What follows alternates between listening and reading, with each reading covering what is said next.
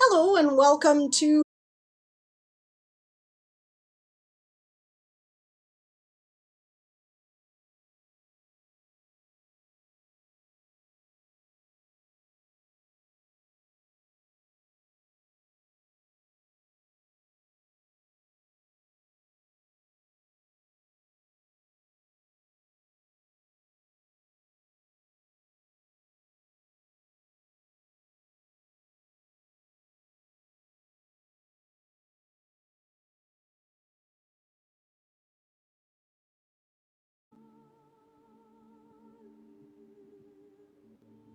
All right, I'm back. Just a second. I am going to shut down a bunch of things here.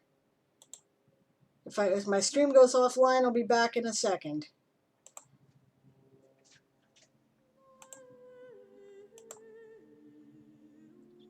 I'm going to shut down every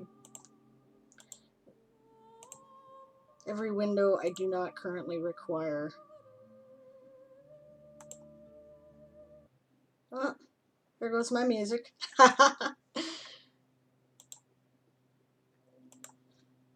All right, I'll put it back up in a minute.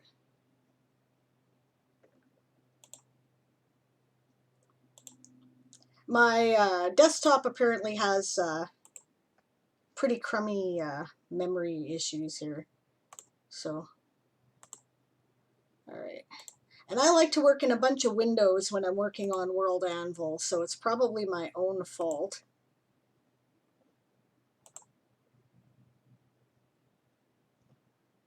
Okay, now I need that window probably. So let's see how we run with this. Put my music back on here. So this is a celebration stream to thank you guys for your support. I've made Twitch affiliate thanks to you and this wonderful community. Right? So my intention is to run a raffle today where I am going to raffle off a book. And I might raffle off some other things like some ebooks and whatnot. And I don't really understand what's going on here because the last time that I fired up my stream manager, I had no problems with a thing that let me run a raffle. But now I cannot find it in my toolbar, and I'm confused. So I am looking for it. I have my laptop here. Right, it could be that it's a brand new laptop. Right, and thank you for the posture check, Rowan. That's really great. I really appreciate that. I need those because I am like not good with that, as you well know. All right, so why am I not running? Why does this not say raffle here? This is not good. Okay. All right.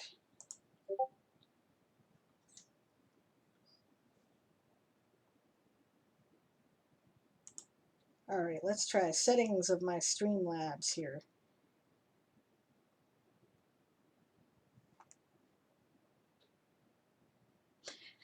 So how's everyone else doing today? I am exhausted. I hope I don't look as tired as I feel.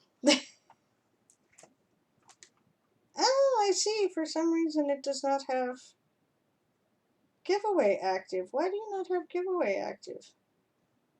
I don't know.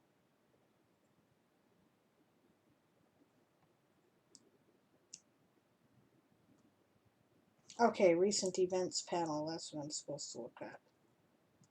Okay.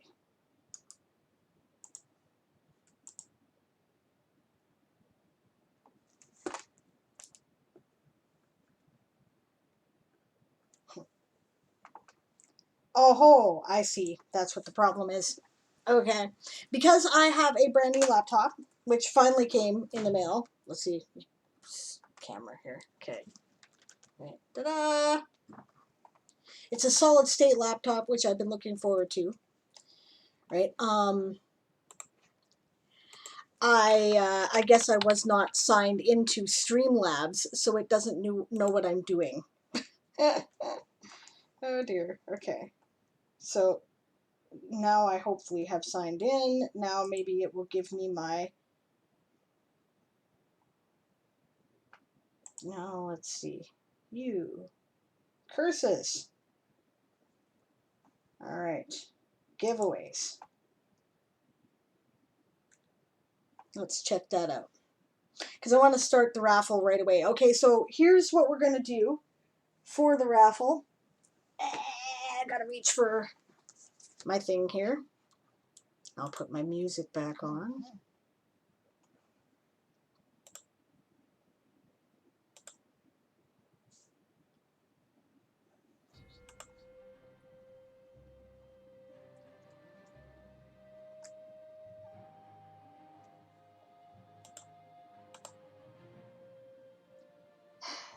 Nothing is working the way it's supposed to today. Sorry, guys.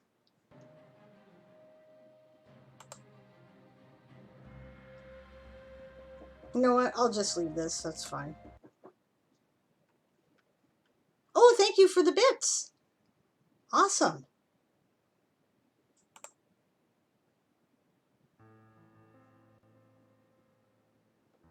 All right.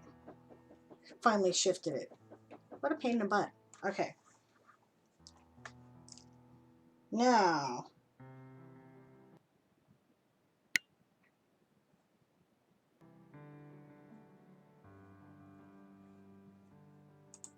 I see. That's what I had to do.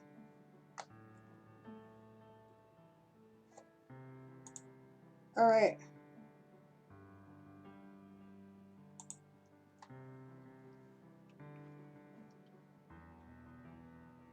Oh, I see. How am I, Sable of Aradia? I am good. I'm a little frustrated with my music at the moment, though. I think that I'm just not going to run that music today, and we'll run the other music, because that apparently is what is causing the problem. For some reason, currently, it does not like running YouTube and Twitch. So, pain in my ass. DM Sable of Aradia sounds like a bit like T. Lawrence says. Says True Undead Hero, which, yeah, legit, for sure. All right, so we're gonna put on some Sirenscape music today. Yeah, this is kind of a relaxed, chatty stream. My intention with the WorldForge streams is that I'm going to do some work on World Anvil, and I've got some cleanup and rearrangement stuff that I have to do today. There we go.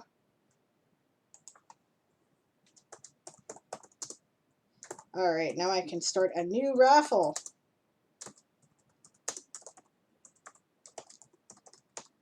Okay, all right.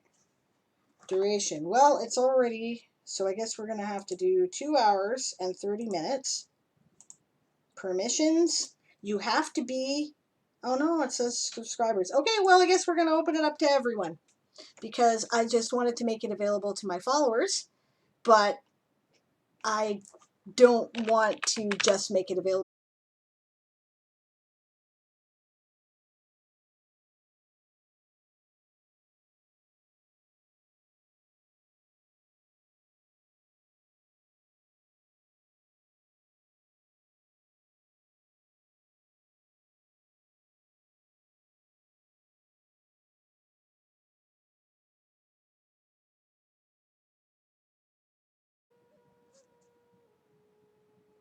Okay, are we good here? Am I back? All right.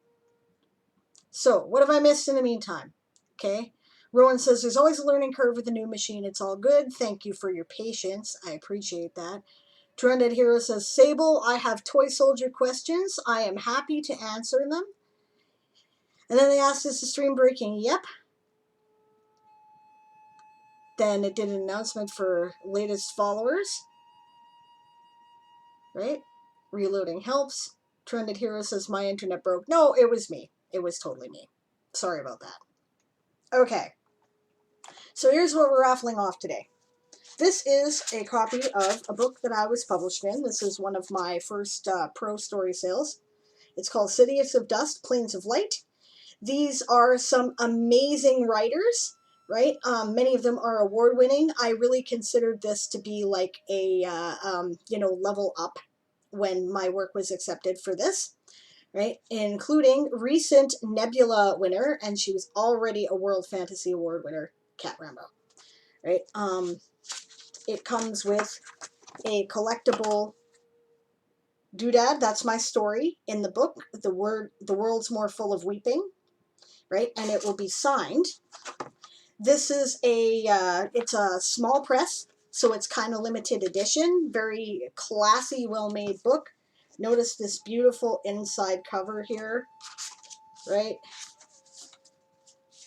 And then there's the, there you go. There's the other side. right? Just as, I mean, it's a small book, but it's a beautiful book, and it contains 5 stories. They're all science fantasy stories.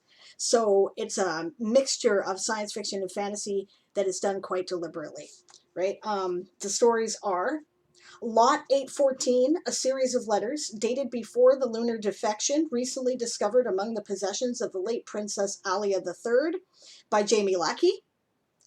This is Not Mars by Sarah Daly. A Hand Extended by Kat Rambo. The Outposts by Samantha L. Barrett. And The World's More Full of Weeping by yours truly. What was interesting about this was, I mean, we all submitted our stuff independently. Nobody really had any idea what anybody else was writing, just that it was a science fantasy theme. And it turned out that there's a lot of commonalities in theme between the stories. And as you progress through the book, the location gets farther and farther away from Earth where it takes place. So it's very interesting. So I really hope you guys enjoy it. I think I'm very proud of this. And I can't wait to send this to one of you. I will mail this to somebody on my dime, right? That's the deal. You'll have to contact me afterwards so I can have your physical address, and I will mail it to you. Right, so now I'm going to officially start the raffle here.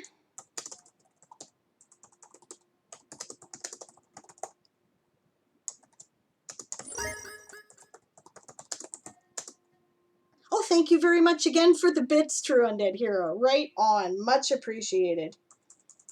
That is very cool.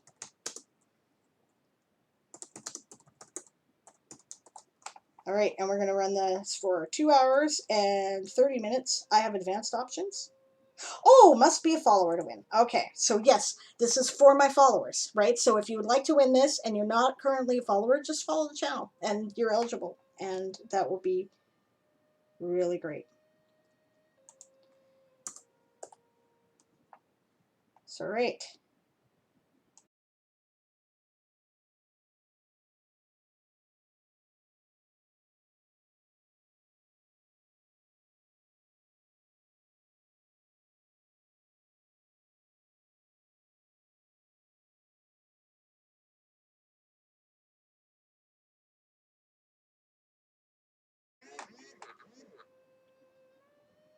Okay, are we back? Trended Hero says, my last bits. These are not bribes, I swear. Wink, wink, nudge, nudge. Hello, Jokes. How are you? Glad you could join me. Stream die or just my end? No, I'm having problems today. I'm sorry. I'm going to have to keep reloading, but be patient with me. I'm here for the duration. Right? I'm not going away. Right now I'm going to wait for my bloody stream manager to load. It's not set up yet. I'm sorry. Just a second. It's being so slow. Yes, demons in the internet again. Yes, Rowan says things are a little glitchy today. Jokes says, oh dear, demons in the internet again. Alrighty. Stupid thing.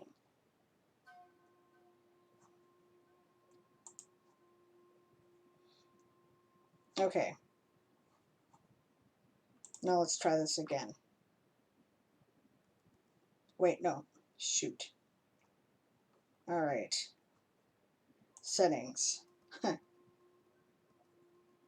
Trended Hero says, I understand my internet has been shit lately, and because of COVID, they can't send teams out to fix it. I think that's probably part of the problem, is that there is an overload going on.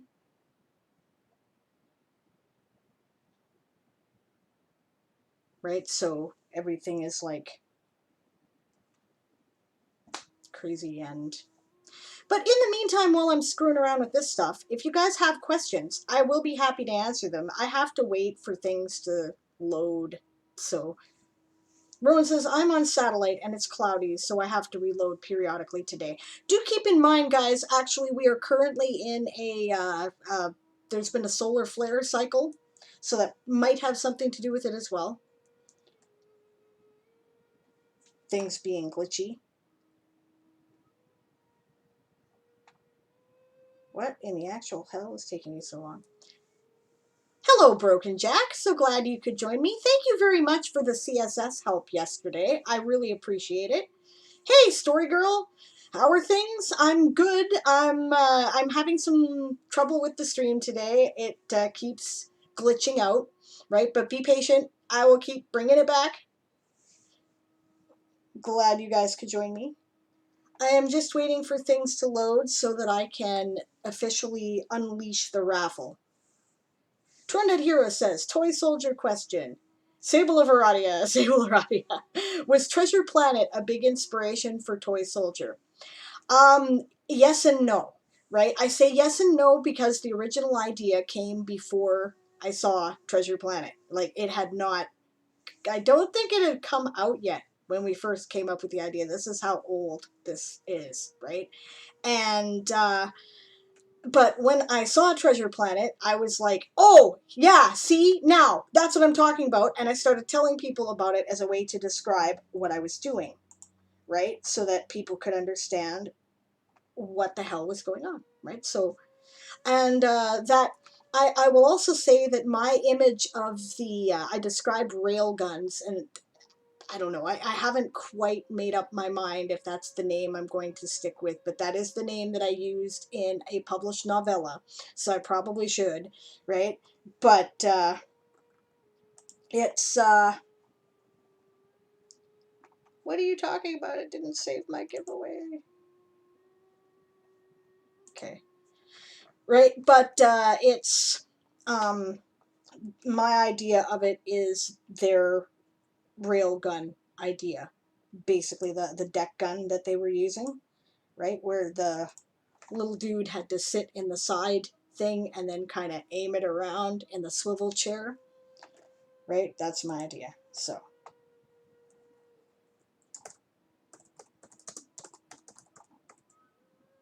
okay.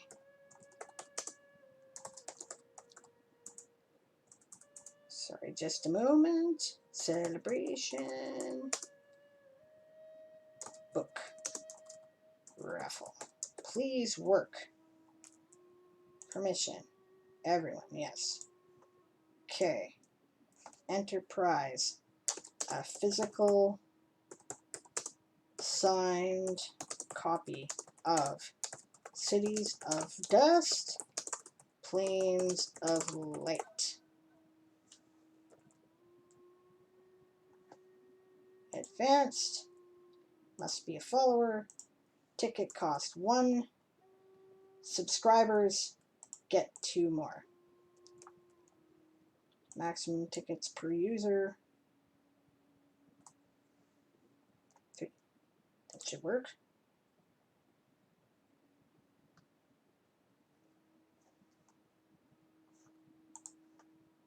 I think.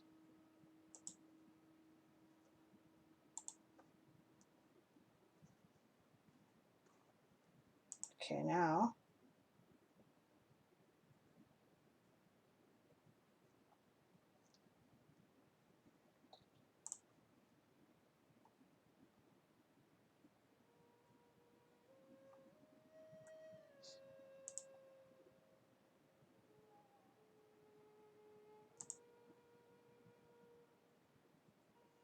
All right.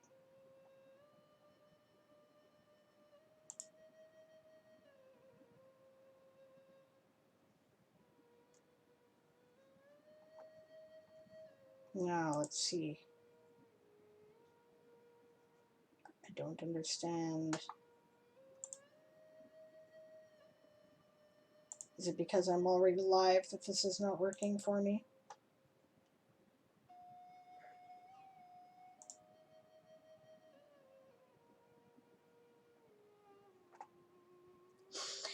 Okay, if I can't get the Streamlabs to work, then what I'm going to just have to do is keep track of everybody who's entered. That's all. Because for some reason my Streamlabs is just not working today. I don't understand why.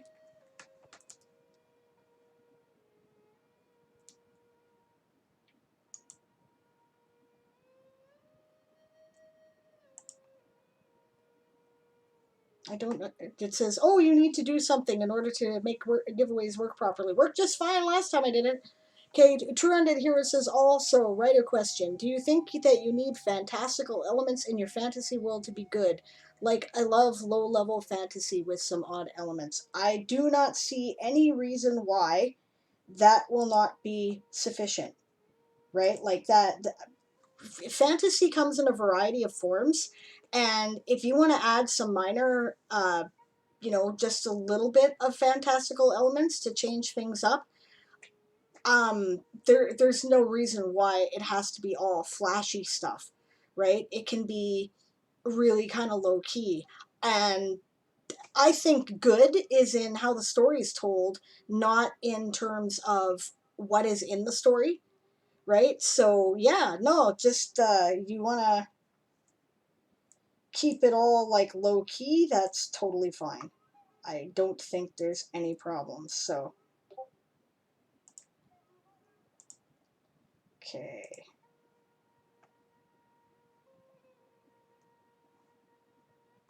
All right, I'm going to check my chat settings. Maybe that's the problem here.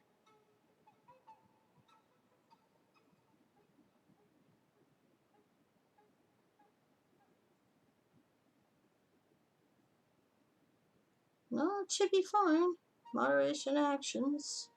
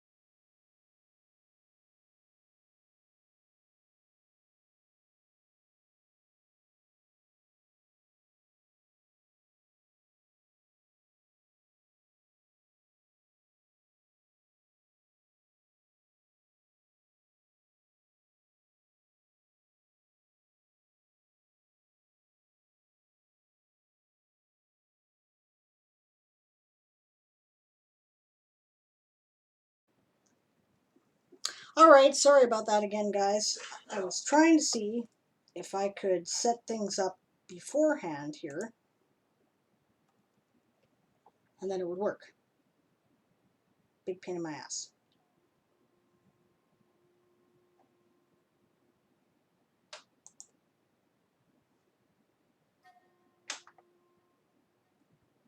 Okay.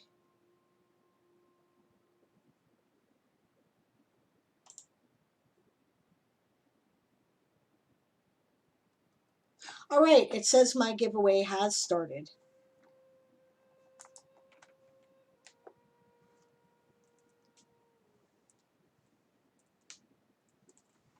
There you go.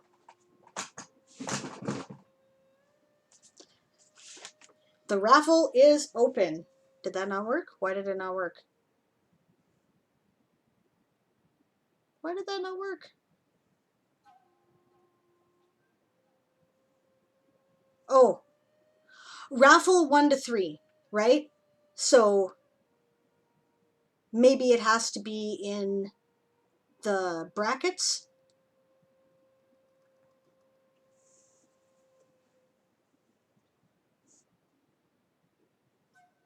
Or maybe it has to be a raffle with a space and then the number.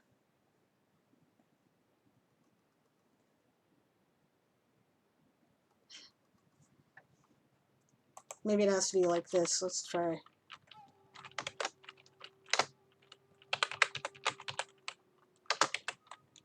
Like, maybe it has to be like that. I don't know. God damn it. Yeah, I know normally a thing pops up that says you get a ticket. It says my raffle's running. I don't understand what is going on here.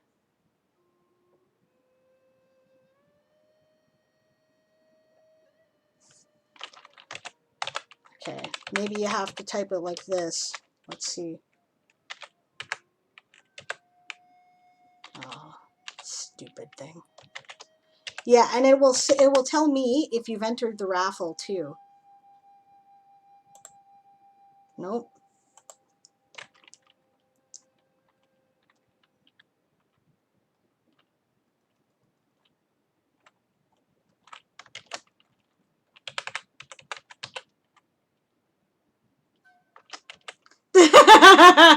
Trended here says, "Give me a ticket, raffle ticket, or I break the internet." Yes, me too. I'm getting pretty pissed off with this myself. Okay, let's see here.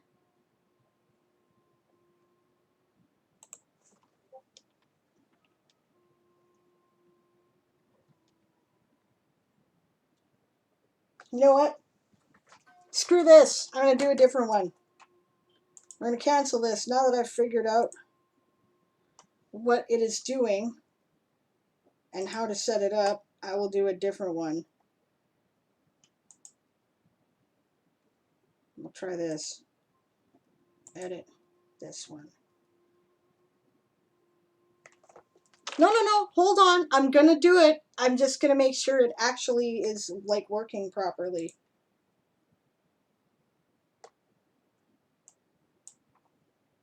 I'm gonna make sure everybody can enter. There we go. We're gonna not give extra tickets to subscribers is what we're going to do. Now let's try that.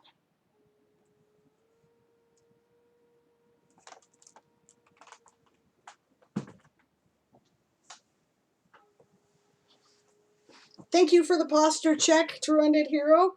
There! Yay! It's working! Okay. Awesome, awesome. Okay, so make sure you guys enter the raffle.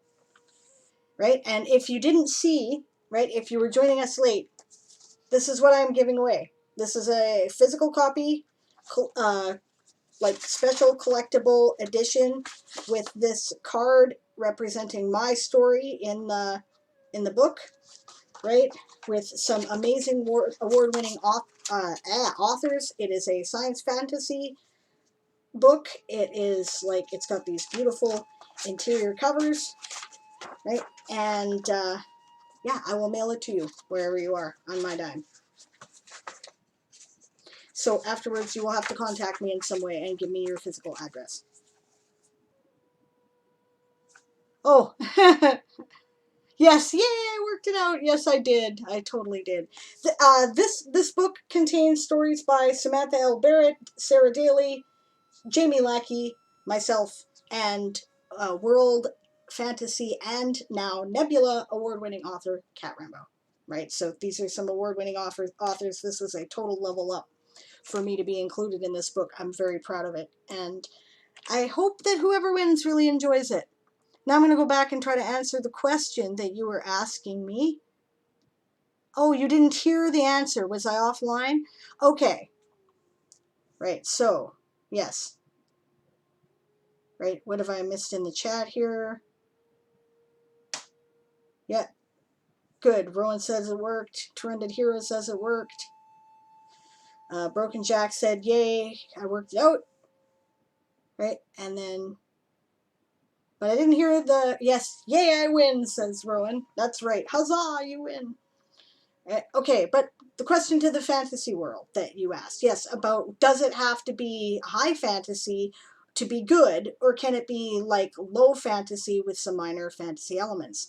I think that fantasy is fantasy, and it's about the story, not about the flashy lights, right? A little bit of fantastical elements can make things really interesting, and I think that that is a perfectly valid form of fantasy. I enjoy all forms of fantasy, so, you know, no, doesn't make any difference to me. Some low fantasy stuff has been really popular, right? So that's great. Now, did I miss something else here?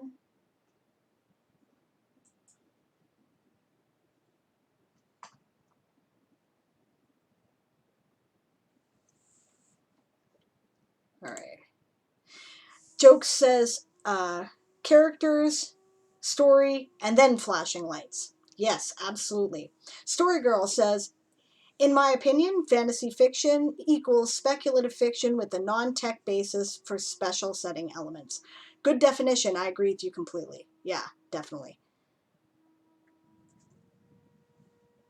Definitely, that's true.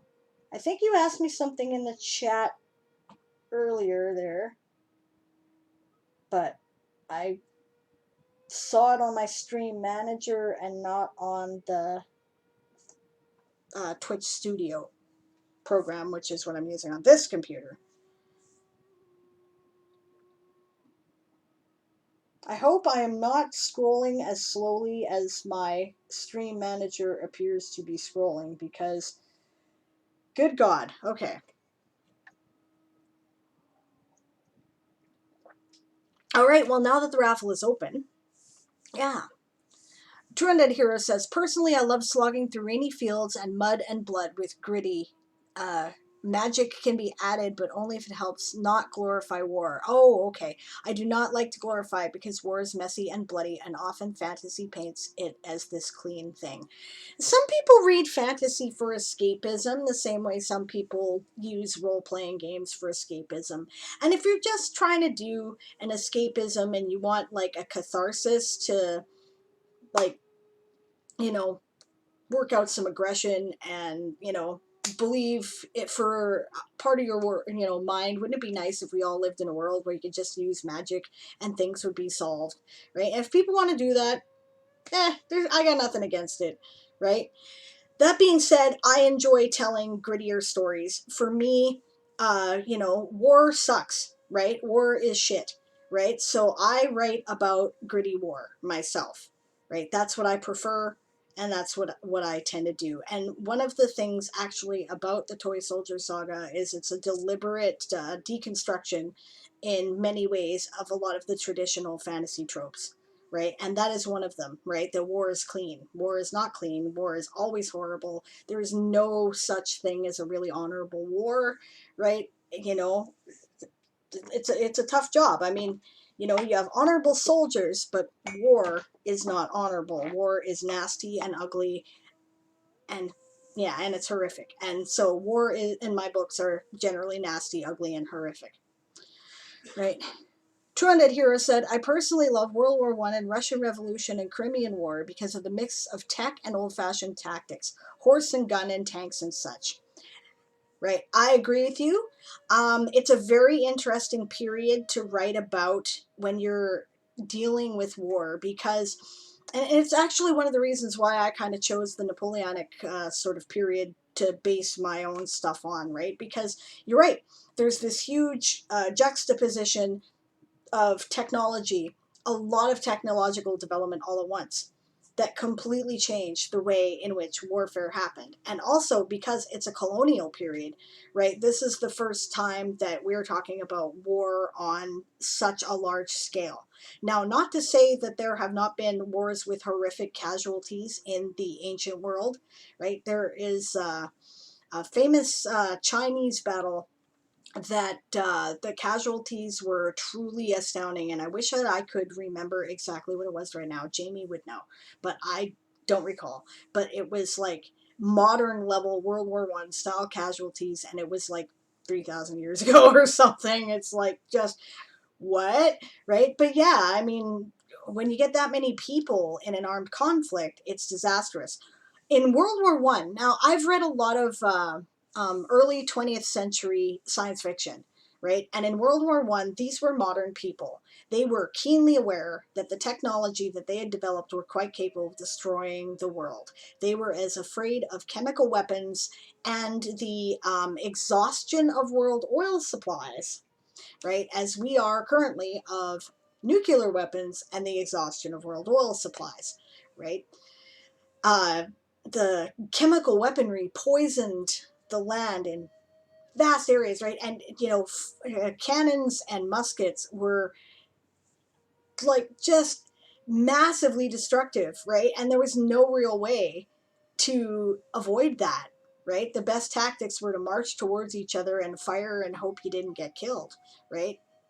I can't even imagine the kind of, what lunacy or bravery it takes to do such a thing, right? It's just horrifying to me. So yeah, right. And it's a very interesting period where this technology is suddenly made it possible for us to not just have, conflicts over nations, but to actually destroy civilizations through warfare directly, not through its aftermath. And yeah, so it's interesting when people are first starting to confront that. Now we've become a little hardened to it, I think, sad to say. Story Girl says war is heck. Absolutely. Trended Hero says World War One is the very basis to modern post-apocalypse. It certainly is. Read what is that? H.G. Wells wrote a book, The Shape of Things to Come. That's what it's called, right? That is an apocalyptic novel that is all, World War One technology and the fears of people who existed at that time. Very enlightening, right? Story Girl says, being blunt, the level of advancement in military tech between the U.S. Civil War and World War I was astonishing, even in the 10 years after the Boer War. Yes, that's absolutely true. When World War I generals were trying to plan what they would do, right? They looked to the American Civil War for kind of to learn from tactics and mistakes, right? And it's an interesting point of note. Like it's a trope of World War One that commanders, the generals, the strategists were stupid, right? But you got to understand that it was war on a different level, and they had never quite fought this kind of war before. So they were using outdated technology, finding it didn't work, and then finding ways around it. So, and the guys who were finding ways around it were generally people who were more on the field, low-level people and outsiders. I watched a really interesting documentary about the Canadian and Australian forces and their commanders, including people like General Arthur Currie, who, by the way, happens to be like the great-grandfather of my husband, interestingly enough, trivia point there, right? And the way in which they tried to think outside of the box due to what they had learned from their on the ground experience, right? And Curry was in Canada. We make him out to be this like noble war hero and stuff because he's the guy who masterminded Vimy Ridge, right? But the fact is that he was sort of a con man and a lunatic. Kipling was directly screwed out of money by him and wrote about it, right? So, and to be honest, knowing my in-laws, he's a good example of the family. Combination of war hero and con man describes them pretty well. I love them. They're awesome. Yeah. Trondhead Hero says, in Le Zone Rouge, the borderlands of World War I's Western Front had been getting cleaned since 1930, and the Sécurité de Civil Agency cleanings says it will be 700 more years to clean it at our rate. Yeah, you see, our modern imagination has seen too many monster movies and we're all scared of the atomic bomb. But the fact is, chemical warfare has the potential to be even more disastrous, right? I, again, I watch a lot of war documentaries and things because I research, right?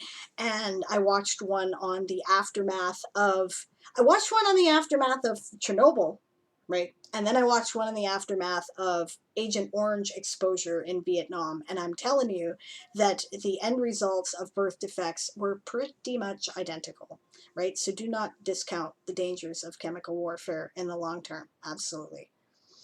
Story Girl says, oh, they were reasonably sophisticated in their thinking once they got past the trench warfare BS. Yeah, that's true. I mean, but yeah, they were totally, like they had to come up with a totally different way to approach war. The strategies of war that had worked for the past several hundred years no longer worked, right? Because the technology and scale made it completely out of date. Trondhead Hero says, fun fact, in the start of the Middle East campaign, British officers utilized Crimean War maps and got lost because those maps didn't depict the Suez Canal Sorry, Suez Canal built 10 years after the Crimean War. That's hilarious. Storygirl says, later in the war, the use of armor, mobile infantry, light horse, etc. resulted in much faster advances than the 1914 to 1916 trench phase, and that's absolutely true. Right. War, like any crisis, like I found when people are in the hospital, is a lot of hurry up and wait, right? I think you're already entered in the raffle there, Trended Hero. You don't need to worry about it. I think it said you had a ticket. Yes. Yes, you did. So you're good. Right? Yeah, True Hero said, can we just admire this image that because rail lines were so necessary in the Eastern Front, that armored trains with mounted guns would battle each other on the railways? I did not know that, actually. And I've done a lot of reading about World War One, so that's fascinating. Armored train. I'm okay. That's totally going in my Weird West setting now. That's gonna be a thing. Yay! Storygirl entered the raffle. Right on. Yes, I would really like everyone to enter the raffle if you can, and I hope you enjoy it. I want to thank you. I want to thank you all for your support, right? I, was not expecting to achieve Twitch affiliate really this quickly, right? And why it happened was because of the support from the people at the Twitch Writers Network and World Anvil in large part, right? So, and all of you, my wonderful followers, are of course the reason why, right? That was what I needed to get it done. So I want to give you something in return. I want to thank you, right? Trunded Hero says, look up the Zamarits. Okay, I will. I will look that up. I will write that down to look that up. There's a pen. Okay, because I totally want to do that. Excuse me.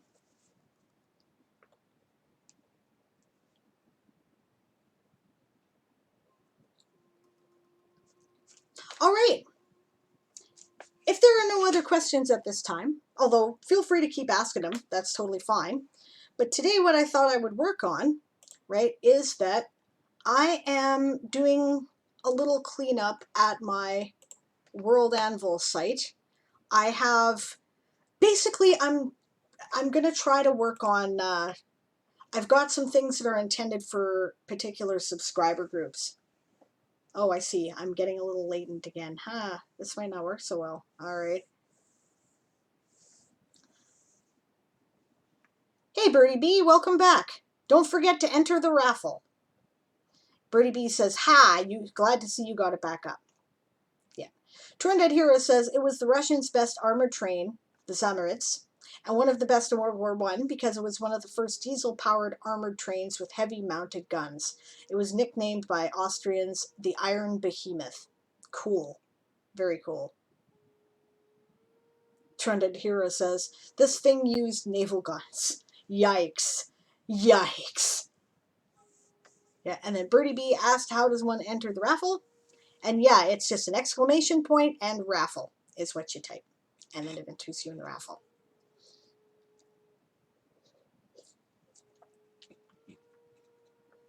Yay, welcome. Glad you joined. Cool. All right, here. Okay. Yay, you have received one ticket. Yes, everybody gets one ticket. Because I tried to do something else and I didn't know what I was doing and it didn't work. So.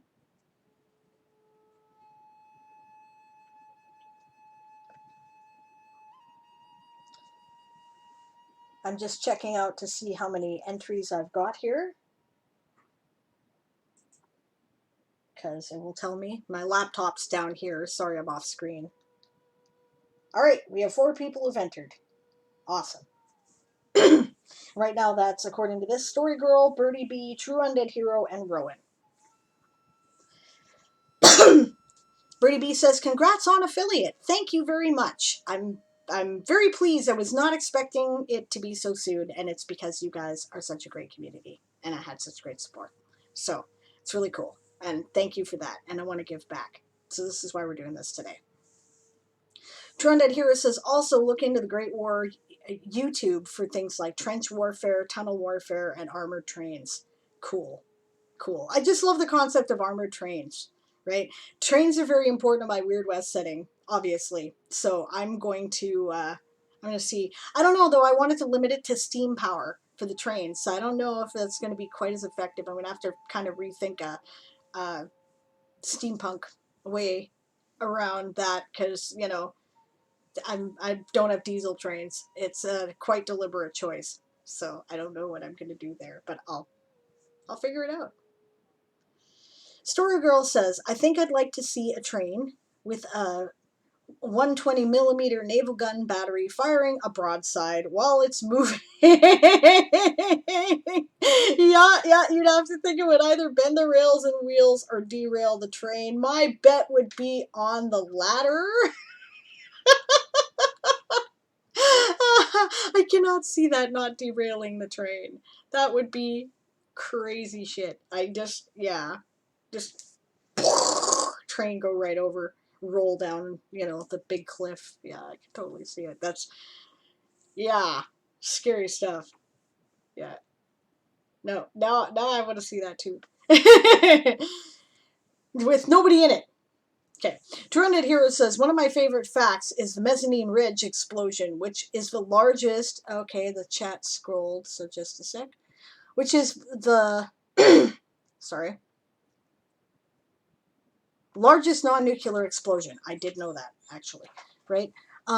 British packed over 400 tons of dynamite into underground tunnels and set them off in Belgium. An hour later, the British Prime Minister of War in London was called by the Prime Minister who heard in London. Scary. A story girl says, I'd imagine to fire broadsides they need to stop and brace the train. I am sure you're right. Yeah, I can't imagine how that would not be the case. All right. Well, let's see here.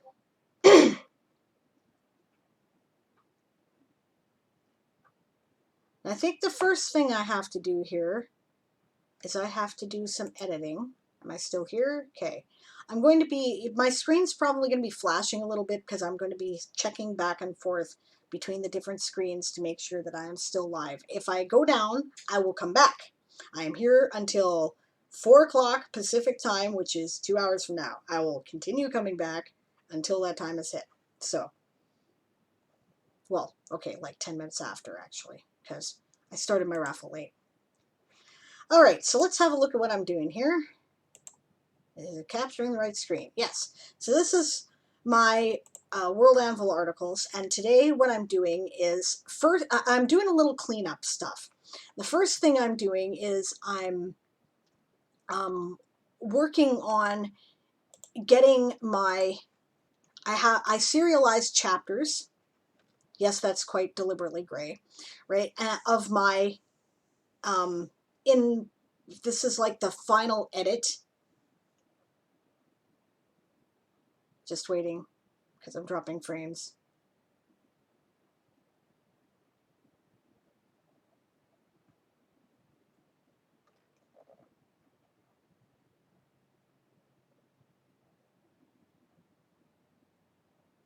Yes, okay.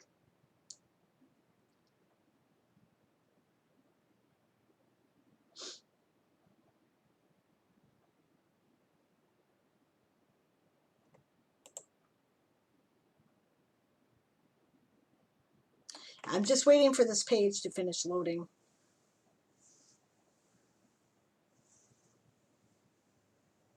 And I do not know why it is taking so damn long. But what I am doing is I am serializing chapters of my ongoing novel. And I am getting ready to publish this one to my patrons. And I've been kind of working on it steadily, but I haven't been able to get it done because there's been a lot of other things going on. Yeah. So that's my first goal today, right? True Undead Hero says, oh, wait a minute, hold on. Did I miss something? I did. Okay. Story Girl says, sorry, I trained as a mechanical engineer. Yes, I'm one of those weirdos who will work such things from base physics. Well, that's good. I never did get the opportunity to train in engineering, so for me, I'm often double checking things.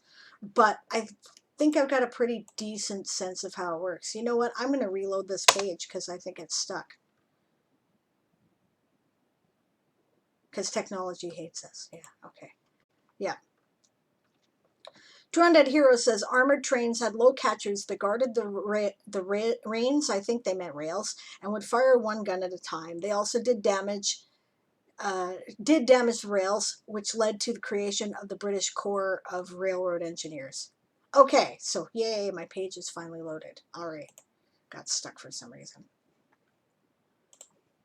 Okay, and then Birdie Bee says, because technology hates us. Yes, apparently technology hates me today. So, all right. Are you still loading? Are you kidding me? Okay. Right, so this actually isn't even the article that I want to work on. This is the previous one, and I am copying some of its features into the second article that I'm working on because I wanted to because it's easier to do that than it is to start over a different article.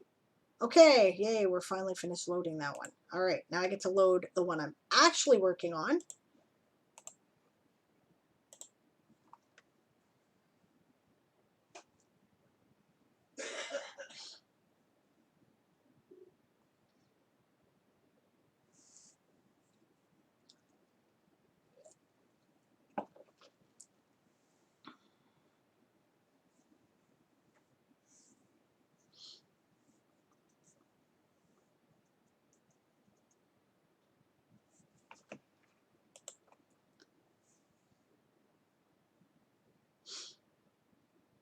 I'm just kind of waiting for it to finish loading before I do anything else because I don't want to overload my system. It's like, apparently, you know, the streaming program takes a lot of RAM. I would probably do better if I rebooted my computer more often or use less Windows, but I am an idiot and I do not do that. So.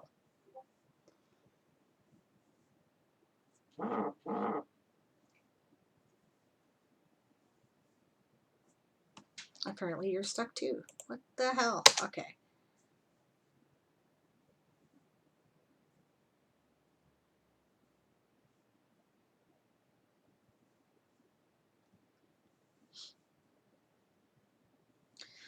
All right, so for those of you who don't use World Anvil, there are different ways to approach it. It's got different editing systems. I'm currently using the BB code editor, right? And that's because there were some specific things that I wanted to do that don't work in its more user-friendly editor. What you see is what you get editor, they call it, right? So it's more intuitive if you're used to, you know, editing programs or whatever, right? But there were some specific things I wanted done. So that's why I'm in that form, and I'm not going to mess around with it right now. Well, I will if it keeps this up. Okay. Birdie B says, yes, OBS and Chrome likes to eat your system resources, don't they? They're totally hogs, aren't they? True Undead Hero says armored trains also had this eeriness about them because they use diesel fuel rather than coal and steam. It would often be surrounded by black clouds, and in the eastern front often uses images of death. Rowan says Sable has a new laptop. Actually, this is sort of, I'm using them both. Currently, I'm streaming on my desktop, but I'm using my laptop here to do the stream manager stuff, right? There we go. Okay, right, which is how I'm keeping track of things like the raffle. Because otherwise, apparently, I would have to open them both. And I have learned from hard experience that this is not a good idea to do on this computer. This will crash my stream continually. So I don't do that anymore. All right.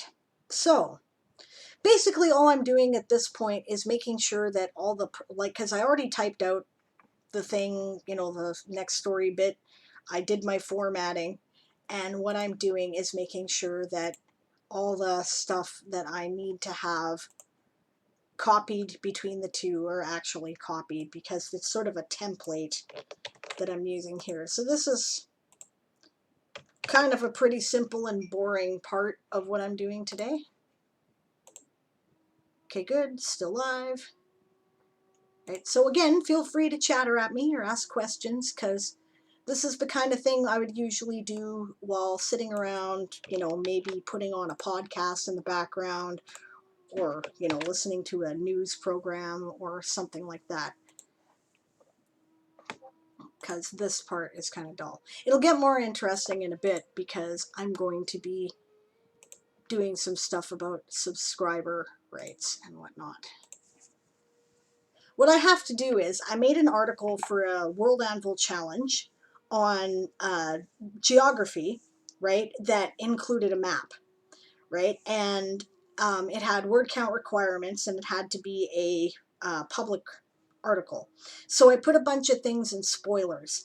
And the problem with this map is that it has a bunch of spoilers that are not going to be good for the people in my current campaign that we're playing, which airs on Monday nights now at 6 p.m. Pacific. There's stuff they probably shouldn't know.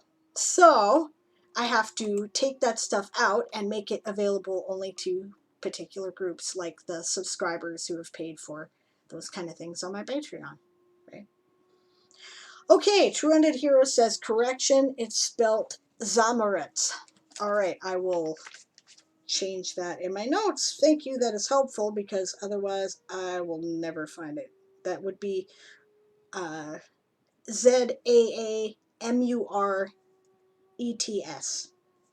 Okay. So I will keep track of that. And I will look that up later. Thank you very much. Oh, thank you. Posture check, 100 bits.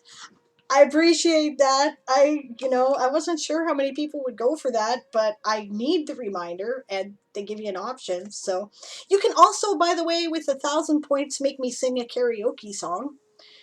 I actually like to sing, so I don't mind. And you can also make me do push-ups and sit-ups, which I also desperately need to do. True Undead Hero says, I am here to help. Well, thank you. That's awesome. I appreciate it a lot. All right. So, what I currently have to do here is that I have to take an excerpt to appear in this from the prose itself, something, and I'm choosing little passages that are getting you, well, the idea is, it's a hook, right? I fill that with a hook to try to get you to read. So, which starts the whole writing conversation about, well, what is a hook and why is it important? You have to give a reader something that keeps them interested, a promise, something that makes them think, oh, that sounds interesting. How does that turn out? Right? And keeping people following that is the whole essence of telling a good story.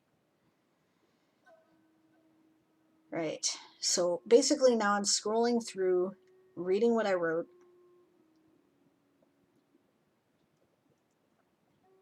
and I'm seeing what would be ideal.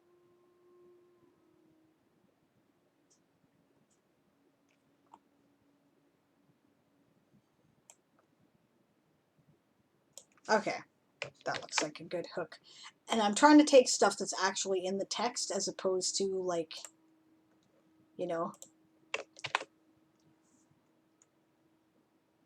stuff that, tells you what it is, because it's just a short little line where it appears on the article. I'm on the wrong thing here. Oh, did I do the wrong? No, okay. No, I knew what I was doing. All right. Okay. I just had the wrong window for a sec.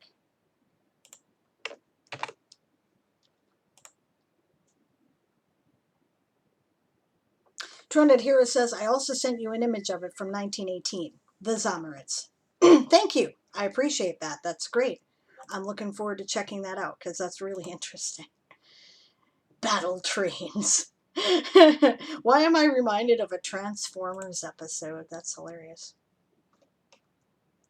Okay, so that's good to go.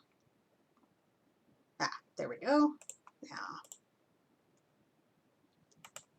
when you have a paid membership after a certain point at World Anvil, then you get to edit this thing here, right?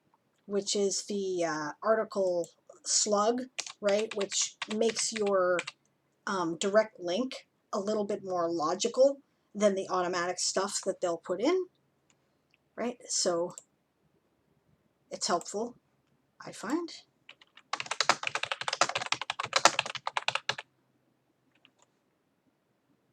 Right, so now I'm putting in my tags so I can search within my world and find stuff. Novels, fiction, chapter 7. Okay.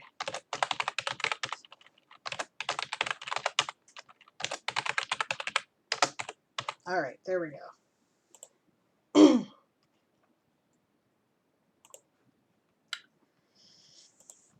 You have the option of including categories on this if you want to, but I'm using these are all sub-articles of another article, the title page basically of the story, so I'm not including it as under a category. It'll appear as what they call a child article underneath. Right? This section shows where it displays on the list, right? The higher the number, the more in front it displays, so I'm making the descending chapters in a lower number, and I just started with 1,000 because that way, you know, I'm not going to have 1,000 chapters of this book, but and each chapter is a separate page, but this way it is, you know, easier to find things and I don't have to think overly much about what I am doing next. This determines where it shows up, right? So, and then how you find it from there. So now that I've created the chapter 7 article, this is the chapter 6 article here that I'm currently working on, and then this window is the chapter 7, and I know they don't look much different in the screen, right? But I'm taking information and, you know, copying it over. Now that I have a chapter 7 article, I can link it there. It said I had a new follower and then it disappeared. Ah, Rob is doing things. Welcome. Thanks for joining me and welcome aboard. Don't forget to enter the raffle, right? You get a copy of this book, Cities of Dust, Plains of Light, which is one of the books I'm published in, sent to you in the mail if you win. So, yeah, so, right, now that I have a chapter 7, I can create this so that what'll happen is at the bottom of the screen, you'll have previous article, next article, and that's kind of where that goes, right? So I'll be saving this, the chapter 6 article 2, once I have copied over the relevant information, right? And this one, so the parent article is part 1. I'm separating the parts that way. The previous article here would be chapter 6, and I don't have a chapter 8 article yet, so I'm not adding it there because this is chapter 7. Now, access. This is a fun feature of World Anvil, guys, if you're not at all familiar, right? You can set the articles to private at a certain point, right? And then you can have subscriber groups, right? And you make those subscriber groups any way you want, right? At Sage, you can monetize them. So I have, well, you can even do this at Grandmaster or even Master levels of subscription, I believe. But you can, you know, get people to, you know, these are for my Patreon subscribers, right? And the more, you know, the higher level your tier, the more stuff you get. Everybody gets the fiction when they subscribe to my Patreon, even at $1, right? Because it costs about $12 to a year to get a membership to something like Clark's World magazine, right? Which is a science fiction magazine that will serialize stories, right? And they do about 4 or 5 stories a month, right? So I figure that, you know, the same amount of chapters kind of thing, it's worth about the same amount of money. So that's why I did it that way, right? higher levels you get more stuff like secrets and role-playing game statistics and things like that. So, but that is only for my subscribers. So we will do all of the patron levels. Now these other two subscriber levels that you see here, right, these are for players in our games. The New Breed is a private campaign that we're playing in this, and Toy Soldiers Old School is the campaign that we air on Monday nights. So, and we just moved to Monday. We were on Saturday, but now we're on Monday. All right. Trended Hero asks Rowan, what is Hammer Jammer's series? I can't find it. Right? Rowan then tags with a Wikipedia link, Hammer Slammers. I've heard of them. I haven't read the series yet, but I've heard of it, and I would really love to. Dillian says, good day, or half an hour past midnight for me. Good morning to you, and welcome to the celebration stream. The raffle is active. Don't forget to enter the raffle. I'll show you the prize. It's a book. It's one of the books I'm published in. It's a series of science fantasy stories by some really amazing authors. This was like a total level up for me, right? The authors are Samantha L. Barrett, Sarah Daly, Jamie Lackey, Kat Rambo, and myself. Kat Rambo just won a Nebula for Best Novella, or was it Novelette? It's called Carpe Glitter, right? And she's like a friend, actually, who we met through writing, and she was like reaching out to me and helped me out online, right? And that's how we became friends. So I am very excited that she won, and I can't wait to read her story, which I have not done yet, but I will. I absolutely will. I've read her story in this, though, right? It is called A Hand Extended, and it's excellent. Yep, the command is just exclamation raffle. Absolutely. Yep, I will mail this to you. It's a little collectible book. It's got, you know, beautiful cover, really good quality pages. It's just a little book, right? But and it will also, of course, be signed, and it contains a unique, there's only a few of these, card that features my story in it. So, yay! Glad you entered. Good luck to everyone. I can't wait to give this away to somebody. It's awesome. All right. So, let's see. What was I doing? Yes.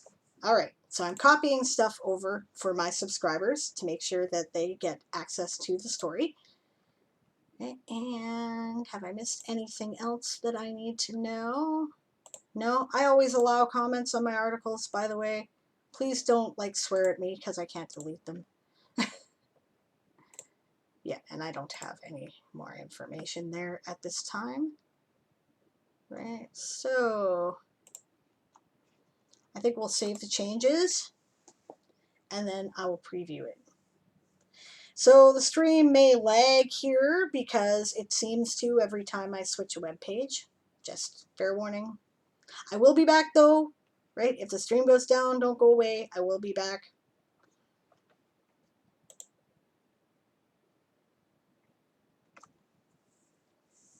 Waiting for it to load. I have no idea why it is so damn slow today. Ridiculous.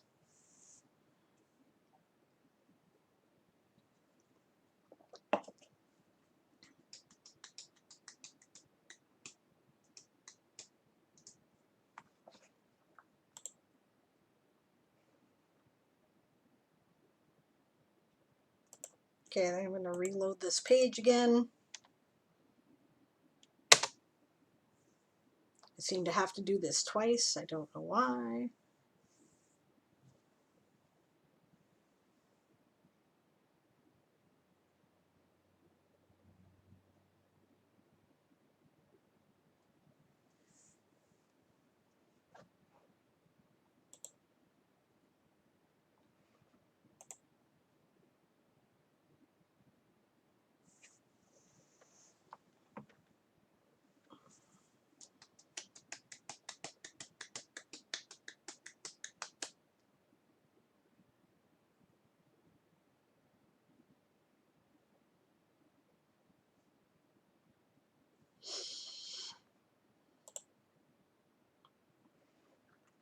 still scrolling away.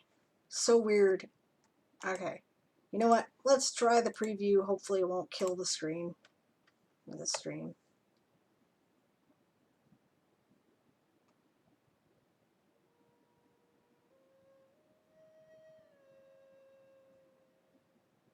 Okay. So yeah.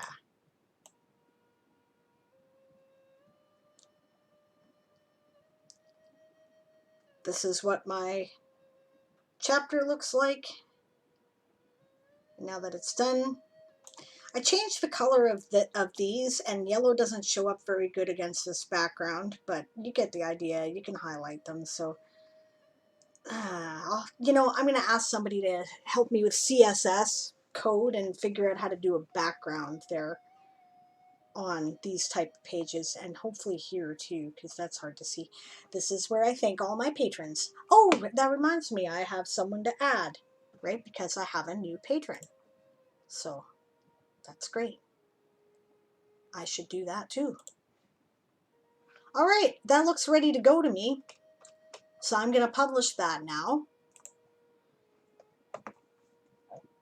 And how I'm going to do that, send an update to my Discord, send notification to my followers. Now it's not a draft anymore. It's always still in progress though.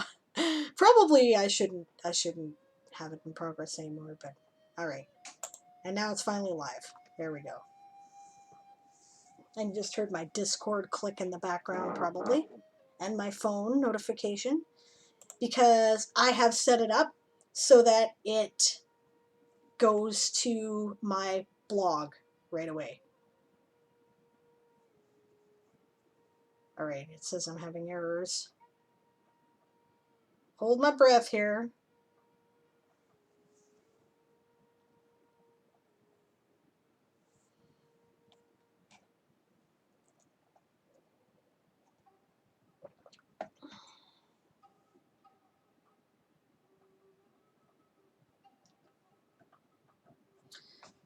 All right, apparently I'm still good.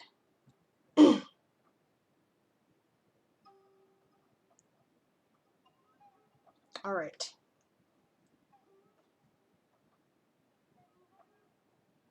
So now that that's live, I can close that, and I can close that. Oh, haha, I almost forgot to save it. So bad.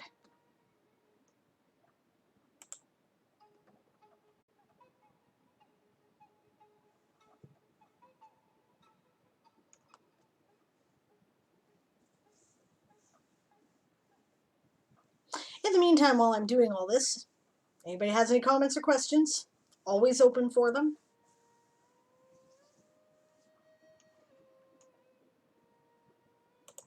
All right. There. Okay, so while I'm on stream here, since this is the Sable's WorldForge stream, I've been asked to show people how I do a particular thing. What I do is that now that we have an RSS feed at World Anvil, I am able to get the feed to automatically, when I publish something to my followers in World Anvil, it immediately sends it to my blog as a blog post. I'm going to show you how to do that, right? And I'm going to, eventually I'm going to clip this section out. So, all right. So I guess I'll, you know, and do some editing. But, okay. So I use a program called Zapier to do this.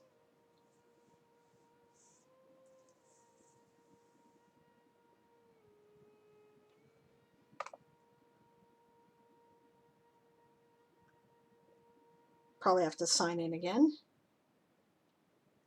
Am I still live? Good. Okay. Actually, yeah, I should show you the main page. Okay.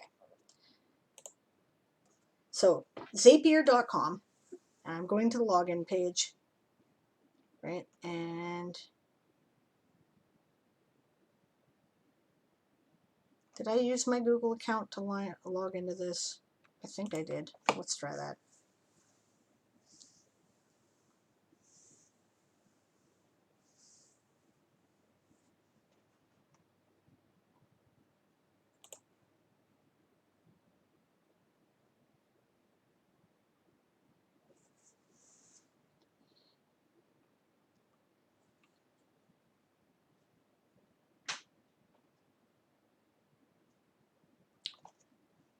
Naturally, I'll cut all this out later.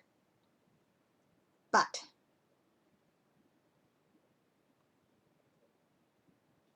yes, okay, good. All right, so this is how I've set it up. And then I'm going to show you how to do it. Okay. So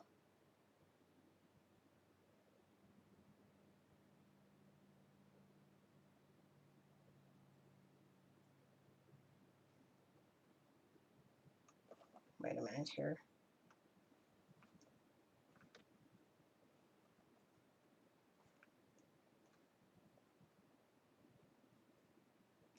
Is this right? Oh, apps. I'm in the wrong section. Okay, so this is what I've set up. I have two because I want to set them up to function differently, but you can actually set it up so that it uses the same, because you have a limited number of zaps, that's what they call these connections, that you can use on a free account, right? So you can combine them if you want to, right? I have decided to do them separately because I wanted to post different things depending on whether it's coming from my Toy Soldier Saga world or my Weird West world, right? So we're going to look at the Toy Soldier Saga aggregate feed today is what we're going to look at, right?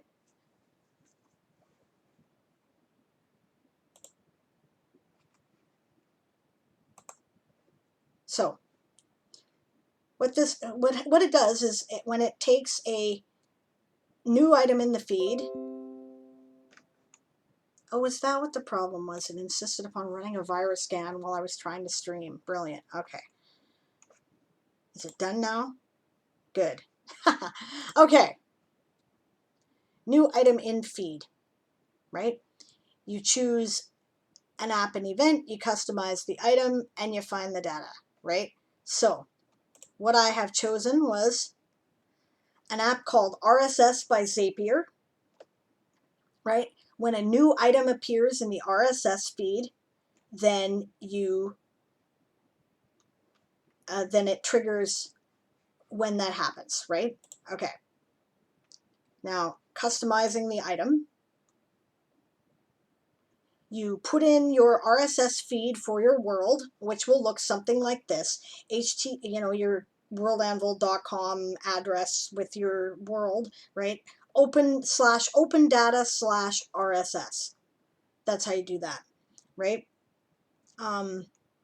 If you need stuff, right, then, different things like a username to access it, you can put all that in. You don't at World Anvil. You just need the aggregate information, right? Find data, right? So when you first set this up, it'll scan for an item. This is all the information that it allows, right? This was the test data when I set it up. I don't need to do that again, right? But note that you have to have published something recently to your followers on World Anvil in order to make that work. If you haven't published anything recently and sent it to your followers, then it isn't part of your RSS. Okay, done editing. Now, then what I wanted to do is create a post in WordPress. Right, so choose the app and event. I choose the WordPress app, right? I get it to create a post, right? And that's how you fill that out. Choose account. This is choosing which WordPress account you would like to link to, right? I have like a few different WordPress blogs, so I had to establish a couple different ones. This one is publishing to my main blog at dianemorrisonfiction.com, right? Which you input either here, right? Like it'll give you a prompt when you get to this point to choose the account, right? And it'll give you the option to fill out that information, or you can connect it as a connected app in that setting, which is the thing I originally clicked on, right? Customize the post. This is the most relevant piece of information, right? So you select the post type. You have a couple different options. I just want a standard post, right? Okay. Then title, right? Because it'll use the same title all the time. So I said, you know, new post from the Toy Soldier Saga, right? So that way you know it came from that world, right? Featured media, you can select the media that you want to use, but it has to be present in your WordPress blog already. So I used my Toy Soldier logo, right? And then content. You can select different content in this in order to, like, it'll post different things. It gives you options. For me, I put some text, check out the latest update, right? Then I want the title, right? The description, which is whatever you put for your like excerpt or blurb, right? And then the link so that people can go check it out, right? You also have the option of including, like, here, I'll show you all options, right? So you can include the raw title, the, you know, main content of it, which it'll like print as whatever you put in as text. It'll just post as text. So you don't want to do that because then nobody gets to see your pretty formatting and your theme and your CSS. So don't do that, right? It'll give you your date, you know, this is the, you know, direct article link that you would use in World Anvil, right? ID, bunch of other stuff, right? So for me, that's all I need, right? Then status, right, gives you an option of publishing it right away or just uploading it to be edited or to be confirmed, right? You select the author. This is from your various blog authors that are already existing in WordPress. It'll draw that information, right? And for me, you know, I've just got the one, right? You can do additional stuff here, but I didn't see the point in that, right? Post format, this will draw from the different types of posts that are available on WordPress, right? So I just use a standard post. You can also do it as a link, a video, whatever, right? Category, that'll draw from your existing categories. I already have a category of my blog called the Toy Soldier Saga. And do I want it to be sticky right away? No, right? But you can make it sticky, right? And which means it appears at the top of the blog, right? And is featured, right? And then tags, you know, I just got the general tags, right? This last section, send data, test was successful. It will get you to test it, right, to make sure that it is working, and it will send a post to your blog when you do, right? And there's where you put in the title of, you know, if that's for your own benefit, nobody sees that but you, but that's how I know what the hell I'm doing with this particular connection. And in order to set it up, right, create zap, right? And what happens is it'll give you an option of things to connect, right? I typed in RSS when I got here and it gave me this, RSS by Zapier, right? And that's how I drew upon the RSS to do it in the first place, right? And then it'll tell you, do this, right? And then it'll give you an option of a lot of other apps. It'll send it to Discord. It'll send it to, you know, in an email, right? It'll publish it to a Google Doc. It'll, you know, send it to your MailChimp, bunch of things. So really awesome. And that's how that is done. There we go. Now I promised I would do that and that I would make that available to people for the blog on World Anvil. So I will do that later. Okay, I don't need that, so we'll get rid of that. All right, and that's how you do it. Do you guys want to see the result? Maybe you do. I'll show you.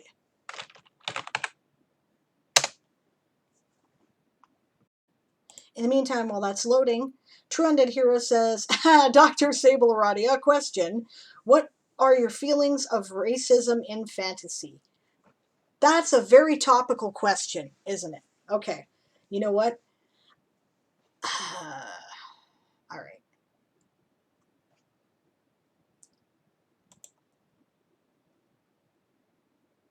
All right, said I was dropping a lot of frames. Am I still? No, it's finished loading now. Not quite.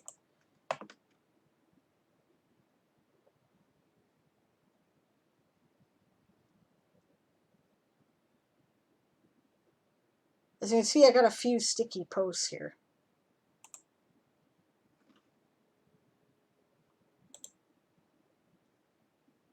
Okay, yes. So this is where the most recent one appeared.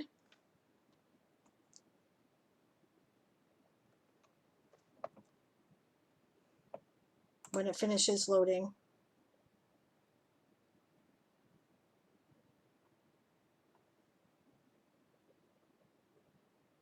Right, it just used all my standard blog settings.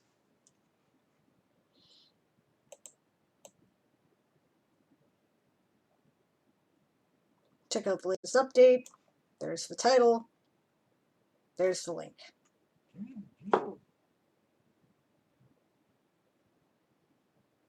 That image looks very fuzzy on this large of a computer, but it generally looks better, right?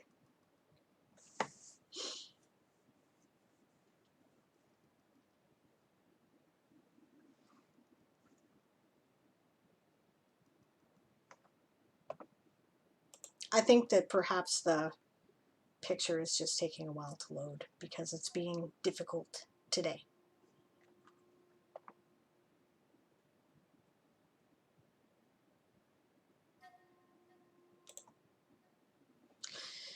Okay, while it's doing that, I'm going to show you some more magic. Watch this.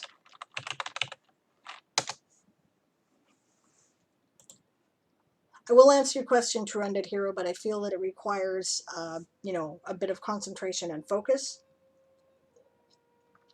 So I want to give it my full attention. Okay, I'm now in Goodreads. Go to my author dashboard. If you're a writer, you can do this.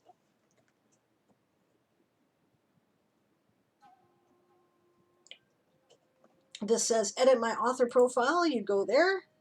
This, of course, requires that you've established a profile on Goodreads, which is its own thing, and I'm not doing a video on that right now. But you see, you have this thing called Edit Blog.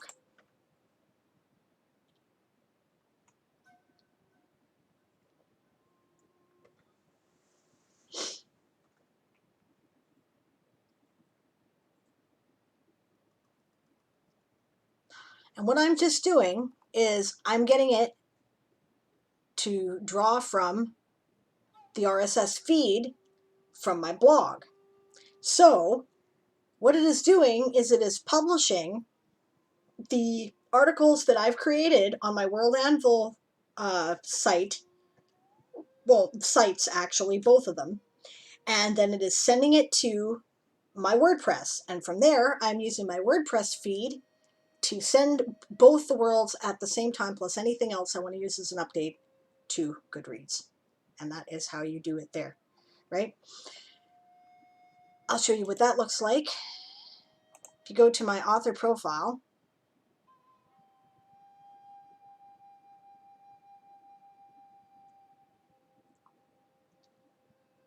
this is my information, there's my books, and there, new post from the Toy Soldier Saga, and you click on that, it'll take you to my, I mean, this is a bit of a roundabout here, but if you click on that, it takes you to my WordPress blog, and then you click on the link from there to read it on the World Anvil site. But anybody who might be following me is able to follow that. Yeah. All right. Now I'm going to show you what happens, how you do this in your Amazon profile, but because that requires my personal login, I'm going to switch to the downtime window while I'm logging in.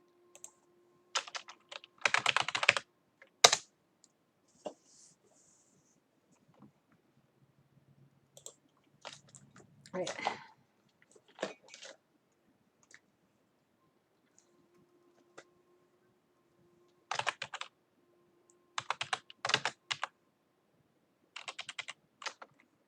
Sorry about this.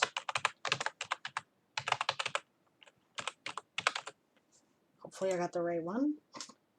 I never remember my damn passwords. Okay, good. Got it right.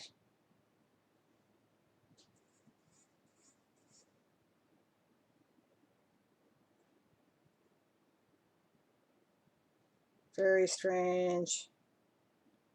Now my phone's doing weird things.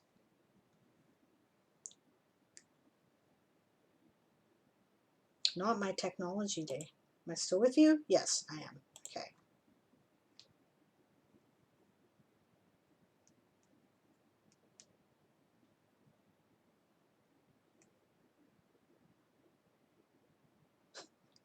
Okay, I'm going to have to restart my phone because apparently it just lost my entire thing. What a pain in my ass. Okay, then in the meantime, I'll answer the question about racism. The question is, what are my feelings about racism in fantasy?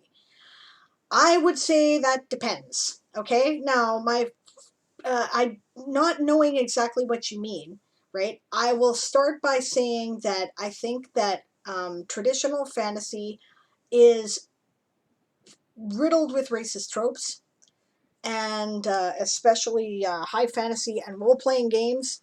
And these are things that I think that we need to be more aware of and to try to combat, right?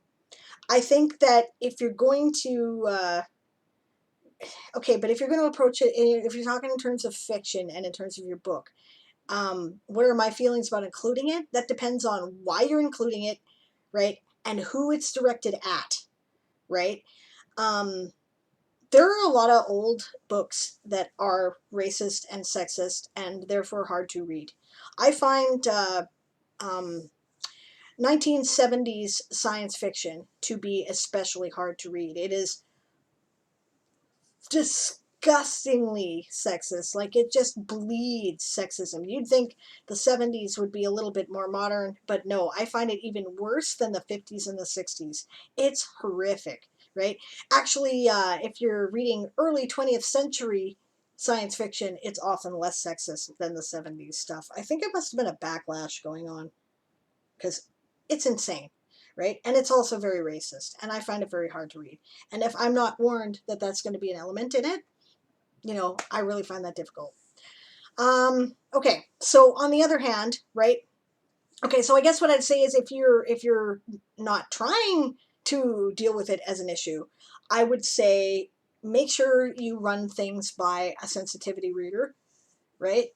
Who might be pissed off by it, who represents at least one sensitivity reader, hopefully more, right? In a demographic that might be pissed off by whatever it is you think might be offended, right? Um, if you're doing it deliberately, right? Now, the question is why. I do it deliberately, right? I like to try to confront real life issues in fantasy and science fiction. I think one of the benefits of fantasy and science fiction is that it lets you take something that is kind of like, it's difficult to deal with in its real life context, right? And it lets you look at it in a situation with fresh eyes, right? And that can be really useful if you're using it to examine the issue, right? Or if you're using it because, say, you're writing a historical fantasy, right? And you're trying to, like, and it really is, like, it's basically, you know, it actually is the Russian Empire, but there's, like, magic guns, right? Well, then, um, you may want to include it for authenticity, in which case I would say don't rub it in somebody's face, right? Be cautious of how it's used, right? Don't uh, don't try to overdo it. Don't try to make people constantly feel it unless that's part of the plot. It might be part of the plot, right? Maybe you've got you know, somebody who's trying to get into some area which is not historically open to people of their particular demographic, and they're trying to break through, and that's a constant obstacle that represents conflict. In which case, I would say, again, how much of it do you need? Use exactly what you need and no more, right? To give the impression. Don't constantly harp on it, because that becomes tiresome, and people deal with racism in real life and they don't necessarily want it in their books. But if it's central to the conflict, okay, yeah, you've got to include it, right? Now, if you're going to focus on it as a conflict, right, unless that is particularly a challenge of your setting, like say a historical fantasy, right? Then I would say it would be best to not use real life stuff, right?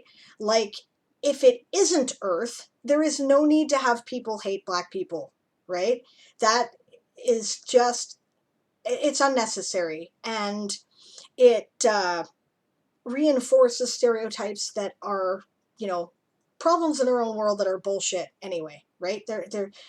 So you don't want to do that, right? If it's an alternate world and there's like magic and shit, right? You can do alternate elements to illustrate that, right? In the Toy Soldier Saga, right? Elves and orcs do not like each other, right? And that is a central point of the conflict. And I'm doing it deliberately because A, that's traditional in traditional high fantasy, and I'm doing a deliberate deconstruction on that issue, right? And B, uh, like it's central to the plot, right? They've been fighting each other for generations. They don't think of each other as entirely, people, right? They believe each other to be monsters. They have all kinds of stereotypes, and I'm confronting those deliberately as part of my deconstruction, right? A bit of a spoiler, but the elves are not necessarily the good guys, right? And neither are the orcs, right? Orcs are always the bad guys, right? In role-playing games and high fantasy, you want to have free license to go and have your heroes just slaughter something randomly, right? They always use orcs, right? They're savage, brutal, evil beings, right? And we're just gonna, you don't have to feel guilty about taking them out.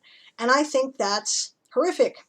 And I think that creates an attitude that becomes pervasive in role-playing games that leads to furthering things like racism and sexism. And so I want people to think about it, right? So in my game, in our games and in our books, right? In my books, orcs are not monsters. They may appear to be monsters to the elves, but why are they the bad guys? Because the elves say so, right? Because the elves are prettier, like, it's so that's it becomes a central issue, and I am putting it in there to deconstruct the issue, right? So my suggestion is, if you're going to use a fantastical setting for that purpose, do not use human prejudices to do so that are real life ones in the real world, right? I know that you're writing a story where you have mages, and we were discussing on our Discord server the idea of, since mages are born with magical talent or they're not, prejudice towards them is a bit of a form of racism. It's kind of like being a witcher, right?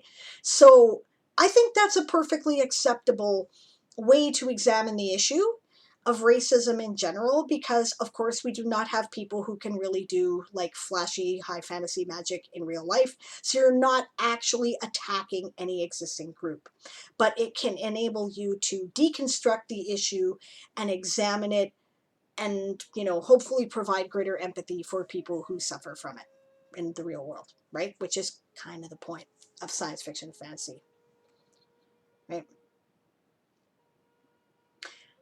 Good comment. And hello, Mezzonine. Glad you could join me. I hope you entered the raffle, right? Mezzonine says, I like elves and orcs as an opportunity to play with orange and blue morality. Very cool. Yes.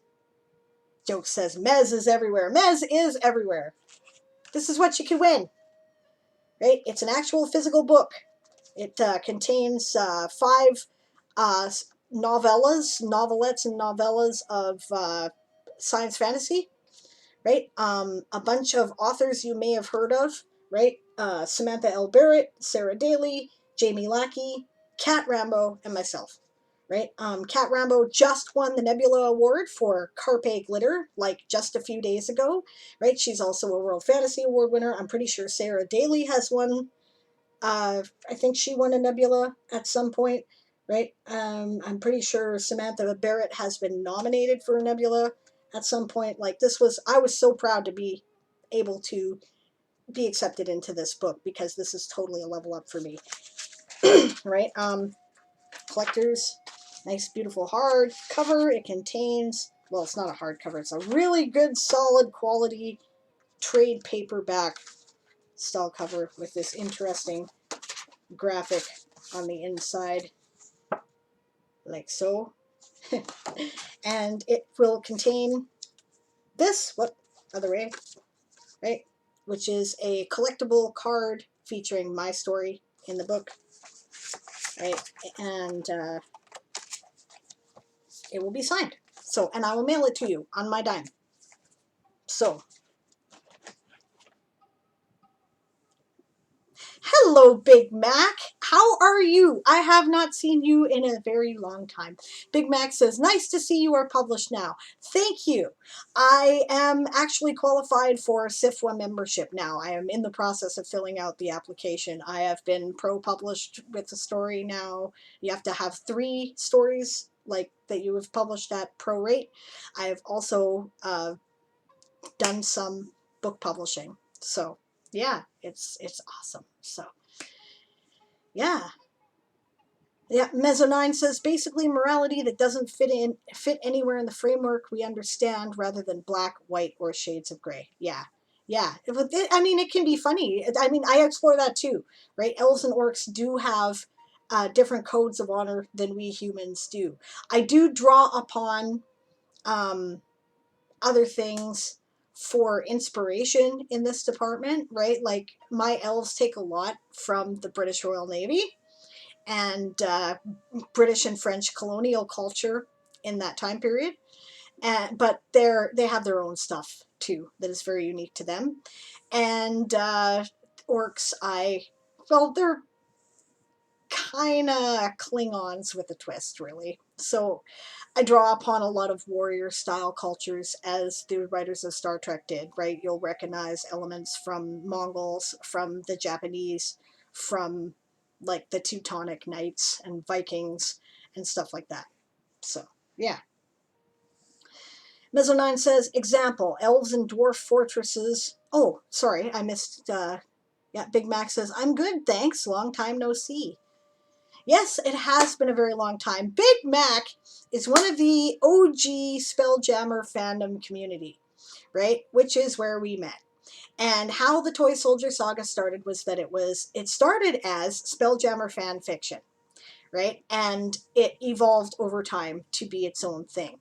It still has elements that I think Spelljammer fans will enjoy, and you might want to try to check out my Patreon now. For $1 a month, you can get my serialized fiction. Of course, you've already read some of the original stuff, but I have written things since then, and I have rewritten since then that you might want to check out. So just saying, right? Big Mac once advised me to be a little bit more specific in my Patreon, and I have since done that. So that's why I'm mentioning that. So see, I remember stuff. I do. I missed you. It's good to see you. It's awesome. Okay. Mezzo9 says, example, elves and dwarf fortress based their morals entirely on what is good for plants, even if that means killing all the dwarves to stop their industry. You know, the more we learn about climate change, the more I think maybe the elves might have had a point, right? Okay, no. Okay, but yeah. Trinidad Hero says, actually, you know what? Poison Ivy is an interesting, like the supervillain character. She's very interesting to examine that particular type of morality, right? Because, I mean, she's nuts, right? But a lot of people are like, well, she's got a point, right? Okay. Yeah, True Undead Hero says, I was worried about creating such scenes in there if it focuses around the plot because it's something I know that may come up. Speaking of your own book. Yeah, well, handle with care, right? Run it by some people that you think might be offended, like run it by some sensitivity readers and, but probably if people are racist towards, people who can like magically charge their swords and guns so that they are more explosive or on fire, I don't think anybody's going to take that personally because there's, not many of us here, right? So, Big Mac says, the elves in the chainmail setting, a subsetting of Greyhawk created for a war game in the 3rd edition D&D era, are pretty interesting.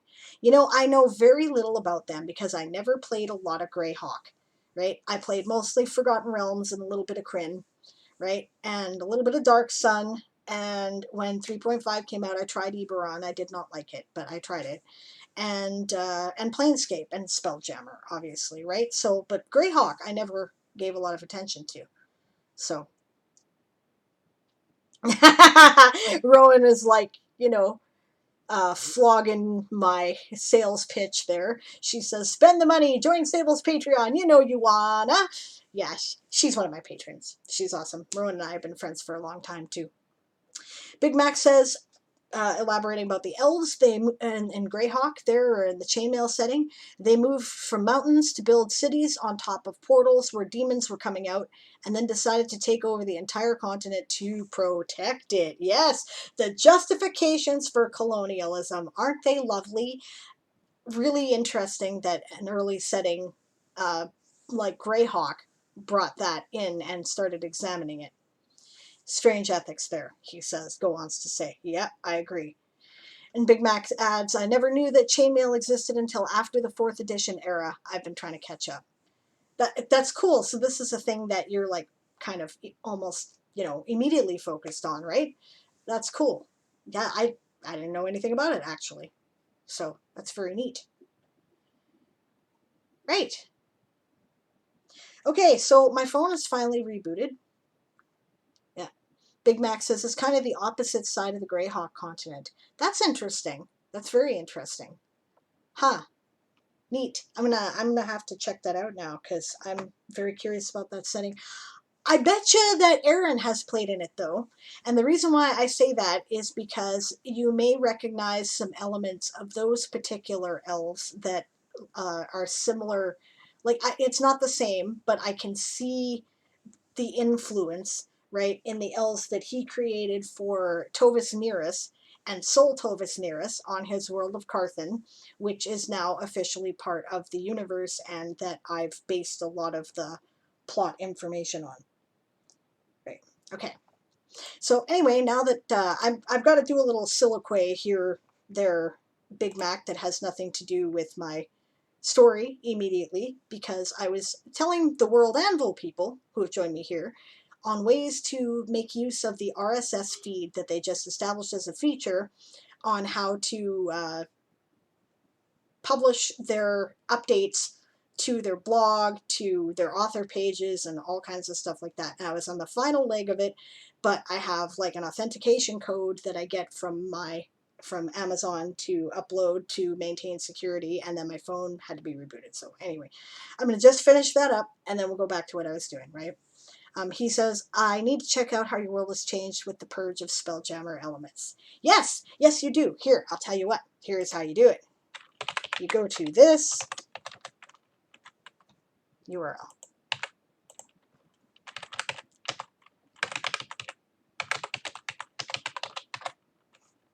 You will notice that there are still a lot of similarities, right? Like, if anybody's played Spelljammer, they will recognize the influences, because, of course, there's a lot of things that I just cannot get rid of and don't want to get rid of if I'm going to maintain what I was doing.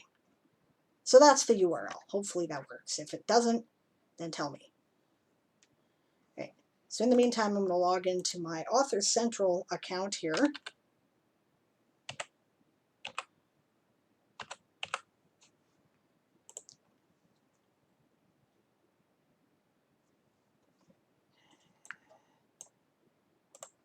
All right, let's try that.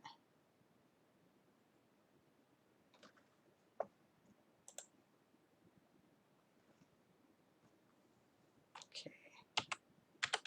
It was too long, so then it had to send me another bloody thing. Okay. Hopefully that works. Okay, so it worked. Okay. So, back to what I was talking about, right? Put my main screen on here. If you're in your Author Central page, right? When you go to your author page adjustment, you will see that you have blog feeds in here, right? Now you can add as many as you want. I have added a few. There are 3 different blogs that I am drawing from. This is my main blog feed, however, and this is the one where I am drawing from my WordPress blog to upload, to take the things that I sent from my World Anvil updates to my WordPress blog, right? But you could also directly put the RSS feed information from your World Anvil sites in here instead of drawing it from your blog, right? Your WordPress blog. But because I'm already circulating it to my WordPress blog, I don't want to duplicate things, so I'm not adding them here. But you could add them and as many as you want, right? And you just click on add blog, right? And specify an RSS feed and then add. It's that simple. And that is how you get your World Anvil updates to circulate all over the internet, right? Don't forget that WordPress also has social features that circulate to your Twitter and your Facebook and your LinkedIn and all of that, and you just have to link the accounts. All right, so that was my stuff for World Anvil people. Rowan says, I would not call it purge, just change to avoid copyright issues for the sake of publishing. Yeah, pretty much. Pretty much. I don't really, I don't want to I don't hate Spelljammer. I love it. I just don't want to get in trouble, right? And that also gave me an opportunity to address some things that didn't make sense when, it makes sense in a role-playing game, but it doesn't necessarily make sense in a broad world-building sense as far as Spelljammer goes. And it gave me an opportunity to overhaul that. And awesome, right? So Big Mac says, a lot of stuff there. I can see how you would now be a World Anvil expert. Oh, no, no, no. There are a lot more knowledgeable people than me. I now know my way how to navigate around a very basic set of instructions with proficiency, right? And I can pretty much get it to publish things that I want. If I want to do anything fancy, I have to ask people to tell me what code to put into what, because you can use CSS code to modify your existing themes or whatever, and I know nothing about it and I suck at it, right? So I don't know, and I don't understand. I've actually read some things on CSS and I don't understand. I'm going to have to take a course, right? And I have to ask people, okay, can you just give me the snippet of code that I can put into the window so that it will do X or Y, right? So no, I am not an expert. I am proficient, right? But this was something that I knew about because I had already had to establish ways to save time to circulate things on social media because I don't have time to spend all the time that I do on social media. So I I already had the information, and this was something that actually a lot of the people who are more experienced on World Anvil didn't know. So I was able to give something back to them finally that was useful to them. And that makes me feel really good because they're very helpful and very supportive. Dillian says, I had to do a D&D purge from my world as well a few years ago, but today I still found a reference to orcs, which I removed a long time ago, or who I removed a long time ago. Trust me, I understand. I keep running into these things. I'm like, I thought I changed that. Yeah, which is why World Anvil is very useful because then you get that shit organized, right? Okay. Don't go away, but I've been talking for like 2.5 hours now steadily, and I really have to take a bio break. But please don't go away, guys. I will be right back. Don't forget to enter the raffle if you haven't already, okay? See you in a minute.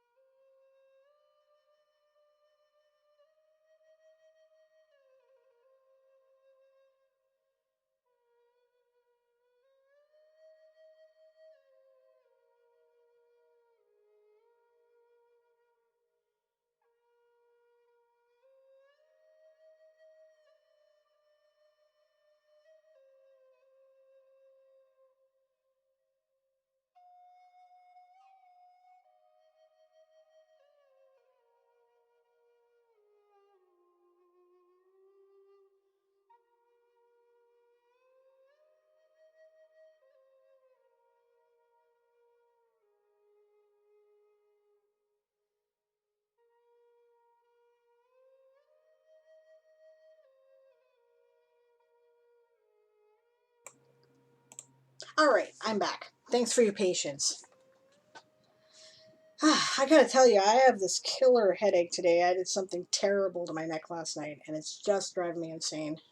But it finally cracked a little, so probably my own fault for hunching over my computer screen all day yesterday. Hence, posture checks, right? Okay. Yeah. Rowan said, I got my kids to handle my character sheet for the Toy Soldier old school Pathfinder game on World Anvil. You know, if I have one complaint, right, just one, right, and about World Anvil is that sometimes it can be complicated for those of us who do not think mathematically as well, right? I don't find the character sheet information intuitive. What I find that I do is I do the character sheet on, like, you know, something else like Hero Lab or whatever, right? And then I print out the information and then I put it up on my World Anvil site so that I can reference it there. It's good to have it there to reference. There's a lot of really excellent role-playing tools on World Anvil, but at least the Pathfinder sheet I find is not very intuitive. That's a totally fair critique. Yeah. Big Mac said to Delian, there was an RPG company called Fast Forward Entertainment, run by ex-TSR designers, who got in trouble for using D&D elements in a campaign setting called Green Races. They mentioned Loth and some other stuff. They got ordered to destroy all the books in their warehouse. And then he said, welcome back. Yeah. Yeah. You know what? The TSR guys are funny that way, I think. Because, you know, they're very anal about copyright, but they're not very good at following other people's copyrights. The original design of D&D came from Tolkien. Tolkien's estate sued them over it. That was like one of the early things. The whole RPG scene thing, if you don't know anything about it, is drama. It's just drama, right? And then I know that they borrowed a lot of things from different settings for Spelljammer, which, you know, honestly, I mean, like, to some degree that's cool because, you know, if something's a pastiche and it's intended to honor something, I think that's fine. I get the current term I'm using for the starfaring engines that are not trees of life, star seeds, right? In my setting, I call them spin dizzies, right? And I stole this whole hawk from a guy named James Blish. We're waiting to see things, I see. Sorry about that. But a guy named James Blish who wrote, what is it called now? He wrote this classic science fiction Cities in Flight. Cities in Flight, that's what it was called. Classic science fiction. And that is what he called the things that made his cities fly, right? And I put it in there because I knew that science fiction fans who read old school stuff would recognize it and would appreciate that I am attempting to honor him by that, right? And I even, I'm not hiding it. I'm filing off the serial numbers, but it's a deliberate pastiche. It's intended to, nod to Blish because those books were amazing. Delian says, my world is now as different from D&D as it could be, so I shouldn't have any problems. I didn't really use much of the normal D&D lore to begin with, since coming up with unique stuff is the best part. No hobbits for you, he adds. That's right, no hobbits for you. That is why they're called halflings, because they were not allowed to use hobbits. In the original stuff, right, if you look at some of the really old books, which Aaron used to have and may still have somewhere in the basement if it hasn't been destroyed by mice, right, it actually said hobbits. So that's very interesting. I do not use any of the proprietary names at all.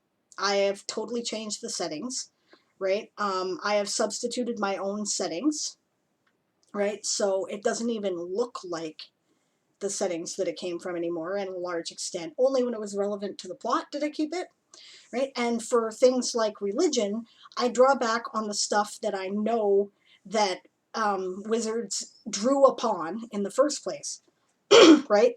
Like my quote-unquote goblinoid races are called Fomorians, right? And I draw upon the old Celtic legends of the Fomorians fighting the Tuatha De Danann, right?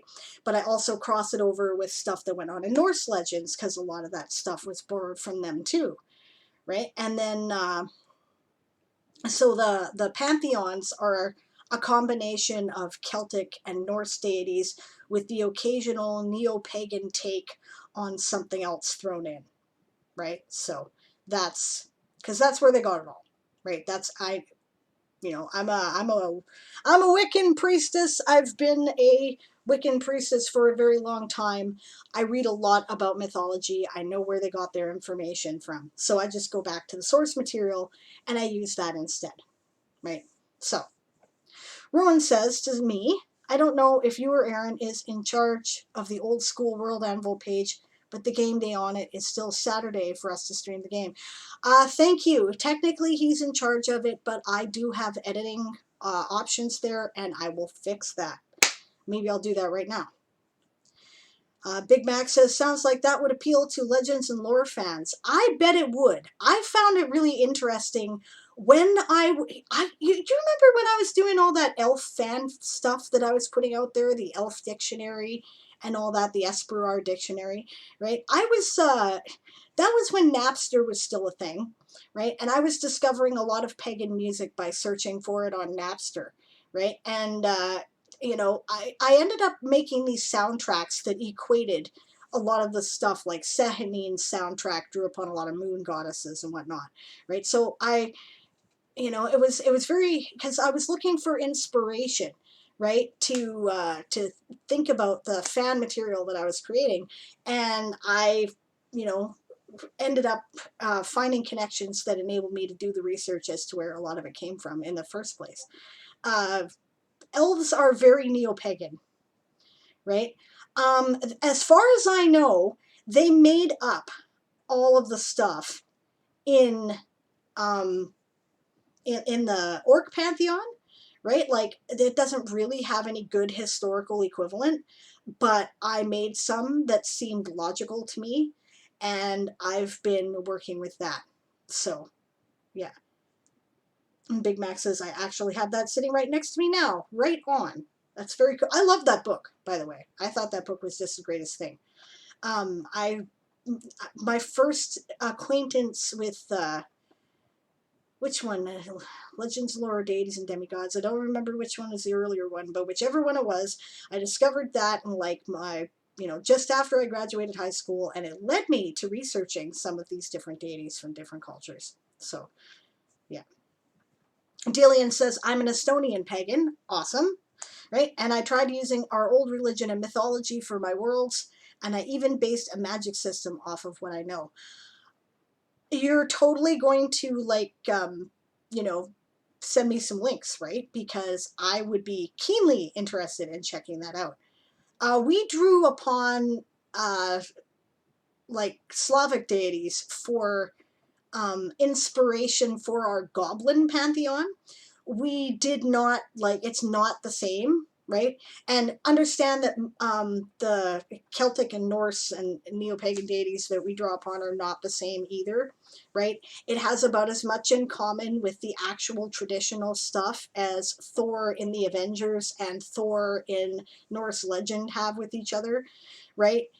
So it's not intended to be true to life, but I am keenly aware of where it came from, and I know it is true to life, right? And I'm at least trying to get a certain feel, right? And hopefully I'm communicating that. So, yeah. Yeah, so let's see. Big Mac says, one thing wrong with D&D is that they give you a lot of detail about the religions for the player characters, but the religion for the evil races is usually much, much, much less detailed. So your idea of building up Fomorians and stuff sounds like it would feel real. I hope so. That is my intention, right? We've done a lot of work on that, and that has led to some very unique cultural elements. And, they've become integral to the story. So I don't think that you're going to think that my orcs are D&D orcs anymore. And I'm happy with that, right? I like where they've gone. I'm very fond of my orcs, actually. I think they're pretty unique. The closest thing that might exist to them out there is probably World of Warcraft orcs, and they're not like them either. Story Girl asked the Fomori are Irish. Yes, and Big Mac says yes. Yeah, absolutely. They are, Irish and Scots, and, they're Celtic, right? They're Celtic. So they've influenced, and more in Ireland, those tales have passed down than anywhere else. He says, Big Mac says, I think they come from Tory Island. I will take your word for it. Big Mac lives in the UK. I do not. So, he probably knows, right? Story Girl says, or from memory, Fomori is Gaelic for foreign or stranger. Correct. And if you'll note that the Fomori were the ones who were there first, and then the Tuatha De Danann showed up, and they're like, yeah, you know what, screw you guys, we're going to take over, right? It's an interesting point that has a bearing on the plot of my book, just saying. Because everyone always thinks the elves are the good guys all the time. So. Big Mac says the Tory party in the UK got the nickname from Irish people who compared them to a land of monsters. Is that where that comes from? Because, we still call our conservatives in Canada Tories too, right? Although that's beginning to shift because they're starting to look more like Republicans than Tories, I'm sorry to say. Although, I don't know, maybe that's a good thing. I don't know. The Tories in the UK don't... anyway, I don't want to get into my politics, but, yeah, rather amusing. Yeah, no, that's neat. I did not know that piece of information. So they're like, yeah, screw you. We are monsters. Go away. I like that. Actually, that's kind of cool. Owning it. Yeah, owning it. That's fun. Neat. Well, this is really neat. I'm going to have to remember this time period because I seem to have managed to get people from all over the world right now. I have viewers in, everywhere, right? Because I know that Story Girl is in Australia. So that is neat. Okay, remember this time period. This is when to stream. Got it. Okay, no. Okay, yeah, because the Sable's WorldForge stream changes time, right? It's because I never know what time I'm going to have available to me on the weekend. So I'm just like, okay, I'll do it on the weekend, and I'll let you know when I'm going live. Which is why it's the one that's not going to YouTube ever, right? It's going to stay strictly a Twitch show because I'll archive the other ones to YouTube. I have been doing that even with the game casts and whatnot, right? And I haven't you haven't seen them yet because I still am working through the sound editing on the first episode. When I have finished that, I will publish them all to YouTube, and then I will also set them up as audio files on a podcast format so that people can catch up on what they've missed in the campaign. But I'm working on that. But this one will never be released to YouTube. This one will be strictly Twitch. So, Story Girl says, it's 8 a.m. here. I haven't been to bed yet. Good God. Okay. But my sleep schedule is kind of demented. Yep. Me too. The reason why I'm so tired today is because I was up till like 5 o'clock in the morning last night, and 5 o'clock in the morning the night before that, and 5 o'clock in the morning the night before that, because, I don't know, I'm stressed, I'm anxious, a lot going on in the world right now, and,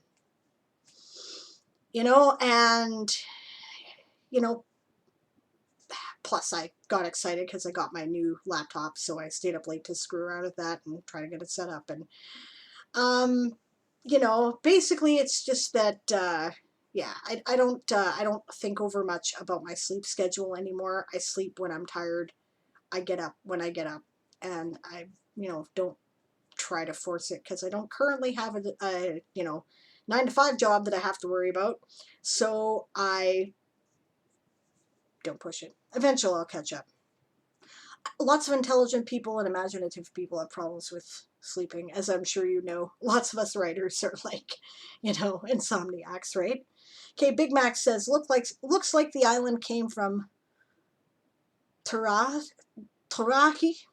I don't know. Can't pronounce Gaelic. They write this shit just to confuse English-speaking people, okay. Which means bandits in Old Irish. That's cool. Rowan says, I am here today because I am behaving myself and taking the time, since I have it at the moment, to support my friend. Thank you. Thank you for doing that. Yes, she was working very, very hard yesterday. She said so on the Discord. And now she is like, making herself not. Birdie B says, sounds like you've got a solid plan. Big Mac says, yikes. Birdie B says, who needs sleep anyway? I got 6 or so hours last night. Yeah, I've been getting 5.5 and 5.5 and 5. So, yeah, that wears on me after a few days. I will need to catch up tonight. Big Mac says, I just finished the live stream Spelljammer game I appear in. Oh, nice. And saw your name with a circle next to it. I actually first signed up to Twitch to listen to you reading stories. Oh, that's cool. Right on. Well, I will indeed be doing that. I just haven't quite gotten there yet, but we are play casting a campaign in uh, Toy Soldiers, the Toy Soldier Saga on Monday nights at 6 p.m.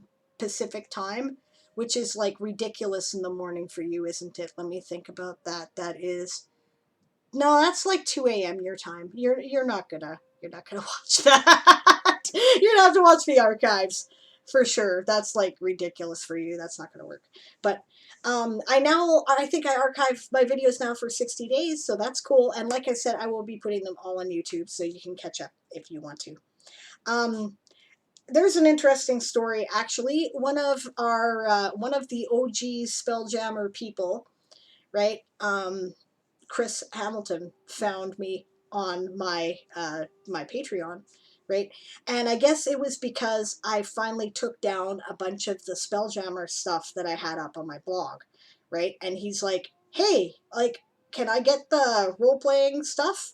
Right? And then he joined our game. So he's great. He's a lot of fun. He's playing Arian, who is a staff sergeant who is babysitting a bunch of midshipmen and a recently promoted acting junior lieutenant. And it's a lot of fun. It's great. Birdie B says, well, good luck with your stream, or are you off? Did you enter the raffle? Should I be ending the raffle? It says I have half an hour left before the raffle ends.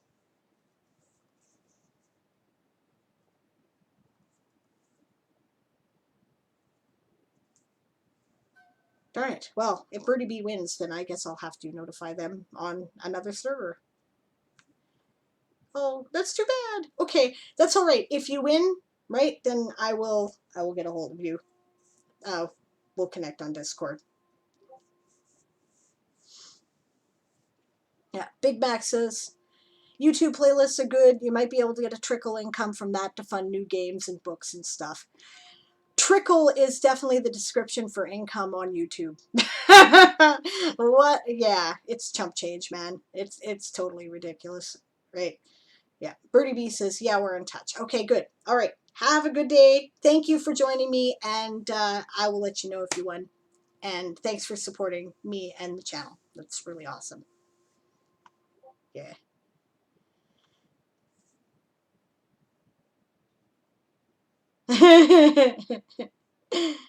Yeah, Birdie B says, you know me by my Discord name. You're the only one who calls me Birdie B, and I like it. Okay, well, that's cool. You know what? And that's actually a mistake of mine because I read Birdie25, right? I did recognize you from the Discord, right? And I just read Birdie, and I'm like, oh, Birdie B, hi. And it's stuck in my brain. So, okay, if you like it, I'm sticking with it. It's good to know. Sorry for screwing it up, but I'm glad it worked out. Story of my life. All right. So then.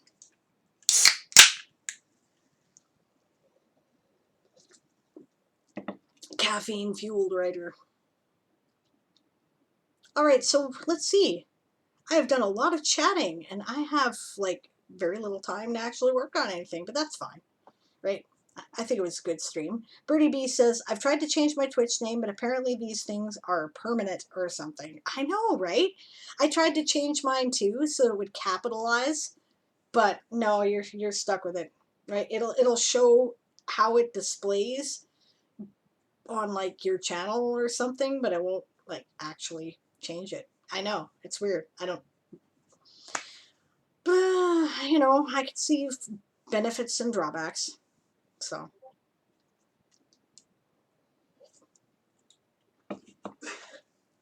but to me, you will always be Birdie Bee. So, awesome. All right, so what am I going to work on for a couple of minutes here? Let's see. Right, I need to make some alterations on my map. I'm actually here for about half an hour because I started late. So, okay, half an hour is long enough to get stuff done. So I'm going to, let's see, go to my main. All right, now I was going to work on, in the known space category, I did Peridot, which I have to mess around with because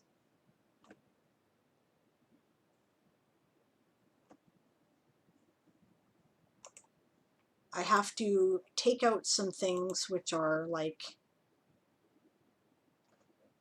spoilers.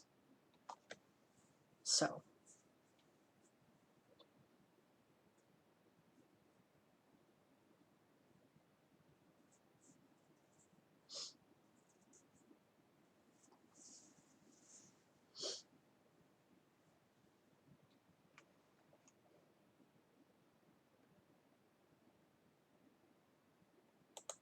all right, so this is my article on Peridot, which is a little world in the roots of a cosmic tree.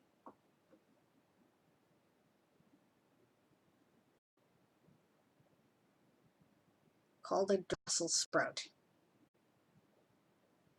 Or Yggdrasil. I think it's actually Yggdrasil, I've now learned, which sounds more Norse to me, but we never pronounce it right here in North America because we're silly. And I'm sorry if the stream goes down because I can see that I'm having latency issues because I'm loading this page, right? Don't go away. I will be here for the duration. So I will be right back.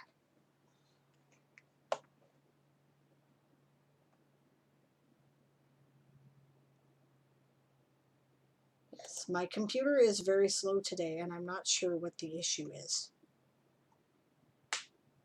I'm guessing it's the sunspot thing. Either that or it's been too long since I've rebooted. Alright, so there's my map. And I believe there's info on my map that I need to hide.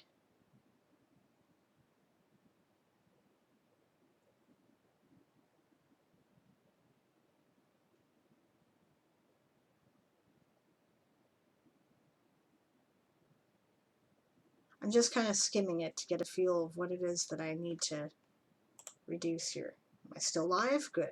Okay.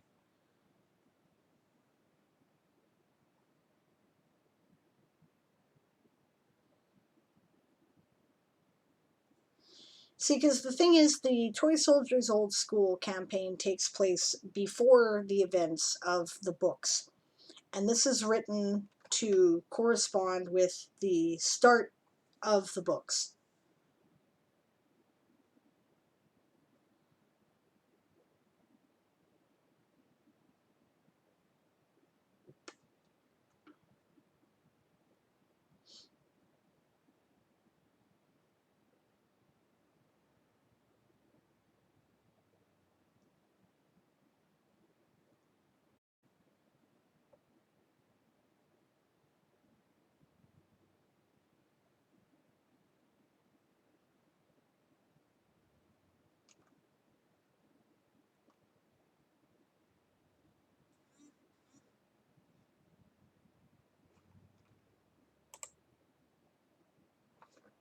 Okay, good, I'm still live. Big Mac says, did you have any luck making maps with Other World Mapper? I was looking forward to it, but didn't really get to do anything. I didn't actually, use other world mapper either, right? What I'm currently using is a program called World Spinner, which kind of generates the initial map for you, right? And I'm doing alterations to it in Photoshop, right? Aaron is using Campaign Cartographer 3 Plus, which we've had, 4 years and have like, we get all the assets for it. So, there's so much invested in it that we might as well keep using it. And he loves it, right? I don't, because it has a huge learning curve and I don't understand it at all. Right? So, and I don't have time to learn it, frankly. So he does the campaign cartographer maps, and I use, yeah, and I generate what I can. But other people are recommending programs like Deus is a new one that's coming out, right? Or just came out, and Wonder Draft, I think is what they call it. Right? These are things that other people on World Anvil use, and they love maps. So, definitely check out their stuff. Oh, and Dungeon Fog. Dungeon Fog's also another very popular one. So, things to check into if you're looking for good mapping software. It looks pretty intuitive. I just haven't had the time to learn it myself, right? So, and then Big Mac told me that Twitch was telling me to go to the advanced settings to disable low latency mode, and now it's not complaining anymore. That's interesting. Okay. Good to know.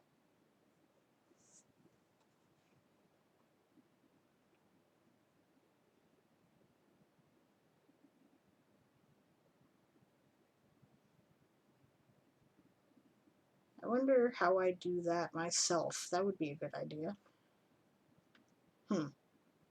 Oh, that's probably just for people watching. He says, yeah, probably true. Okay, so this is a section that I need to remove because that is something they do not need to know.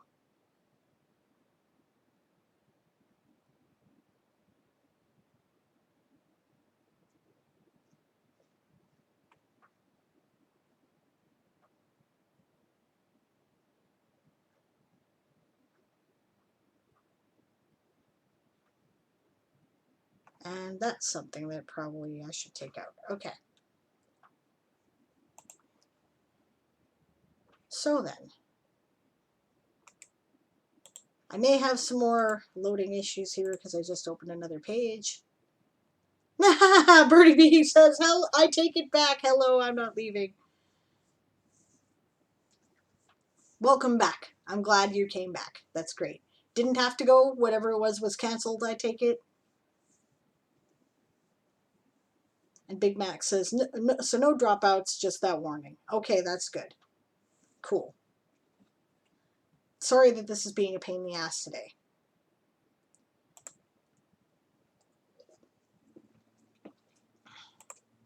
I think I'm going to change up the music too, just to be difficult.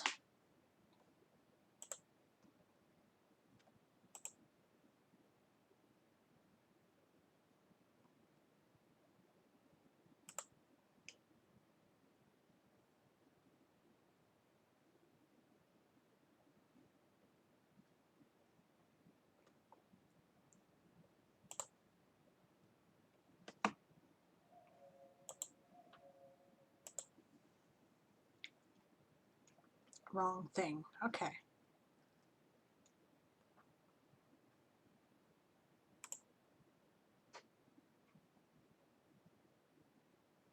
Let's see. Wasn't that just the one we were listening to?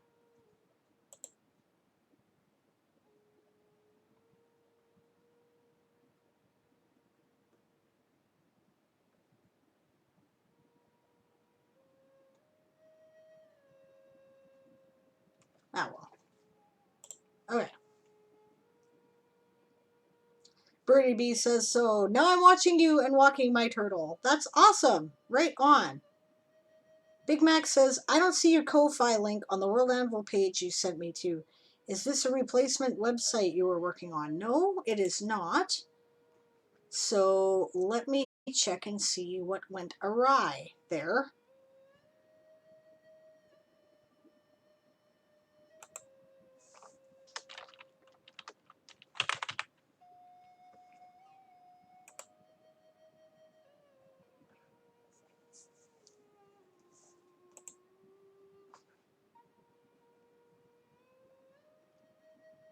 If I remember correctly, it might not be that the Ko-Fi link shows up on the main page.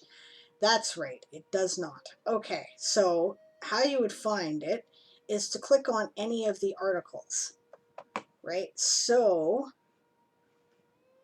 let's see here.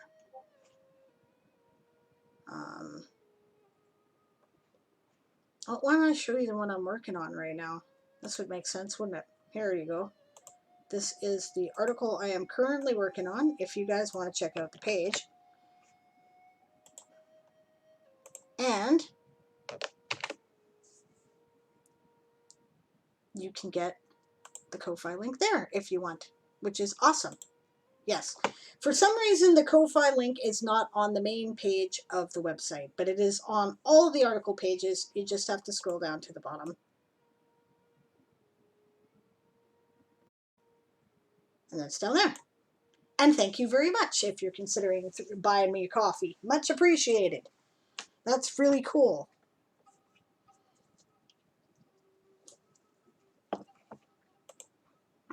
All right, are we still having problems there?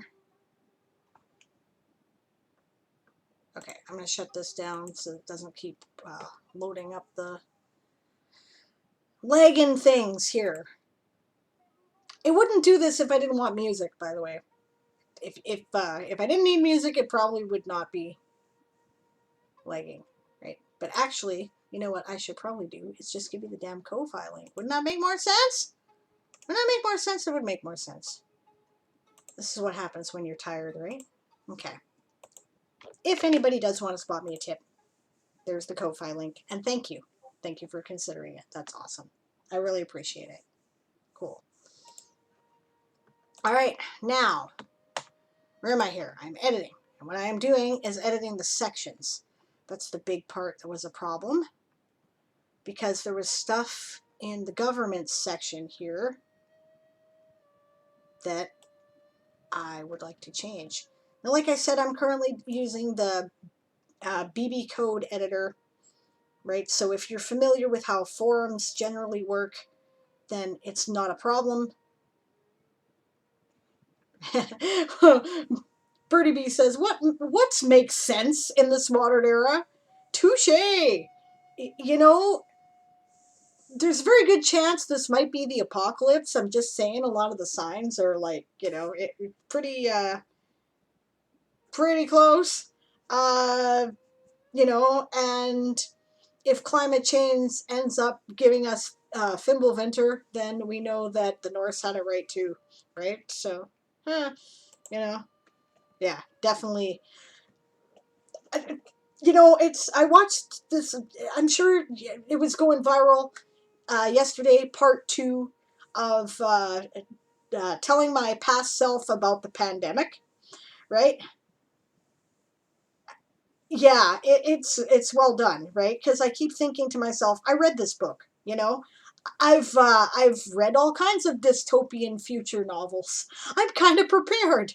Didn't think I'd live in one, right? And if anybody tried to tell me what the current leadership of our, like, if you wrote 5 years ago, if you wrote about what the current leadership of most of the world's major countries are doing right now, in the way in which they are doing it, your book would have gotten thrown out, right? They would have said, yeah, this is utterly unrealistic. So I never want to hear that again from an editor, right? Saying your villain is unrealistic because they're just too evil. You know what? Reality just proved you wrong, okay? So, I mean, it's lunacy, isn't it? Rowan says, be kind to each other. Oh, Birdie Bee says, what is sense? That's better. Yes. Rowan says, be kind to each other and prepare for the worst and hope for the best. Good philosophy. I agree with you. Okay, so I'm going to do some editing here about information. This is a piece of information that we do not need to have. So what I'm going to do is I'm just going to put it in a spoiler bracket.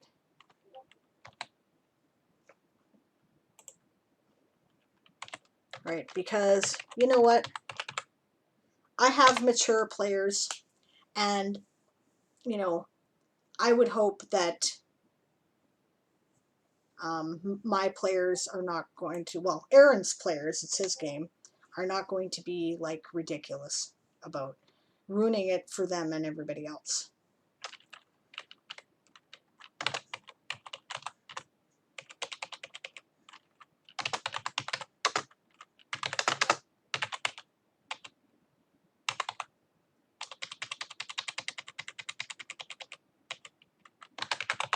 And then that'll do spoiler. Spoiler below will win some fun for players and followers of the Toy Soldiers Old School Twitch campaign. Yeah, you have been warned. All right. And we're going to make this a header. I think we'll use H4 because it's a relatively minor header. Yeah.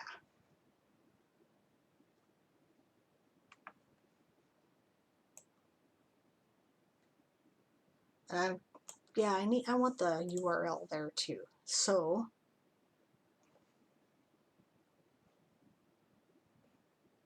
should have left the world page up. Ha ha ha.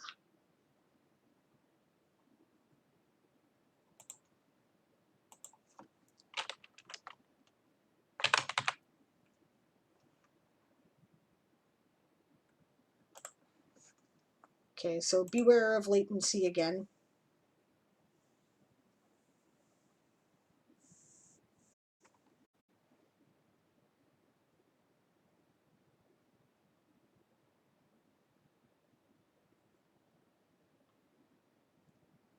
Delian says, my country looks mostly normal right now.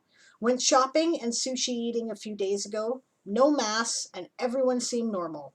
Only differences were the constant messages to social distance and a lot more disinfectant everywhere. A few months ago, my home island was the epicenter here, and even the BBC did a video on us calling us Corona Island.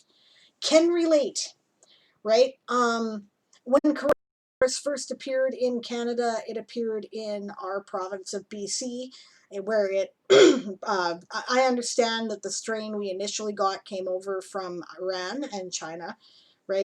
We have a lot of international travelers in Vancouver, right? And then it spread into the interior through an international airport in there, right? And I'm like, well, that could be anywhere, right? So our province was actually pretty early on the bandwagon of shutting things down, right? And people here were pretty good about it, right? Now things have started to open up, right?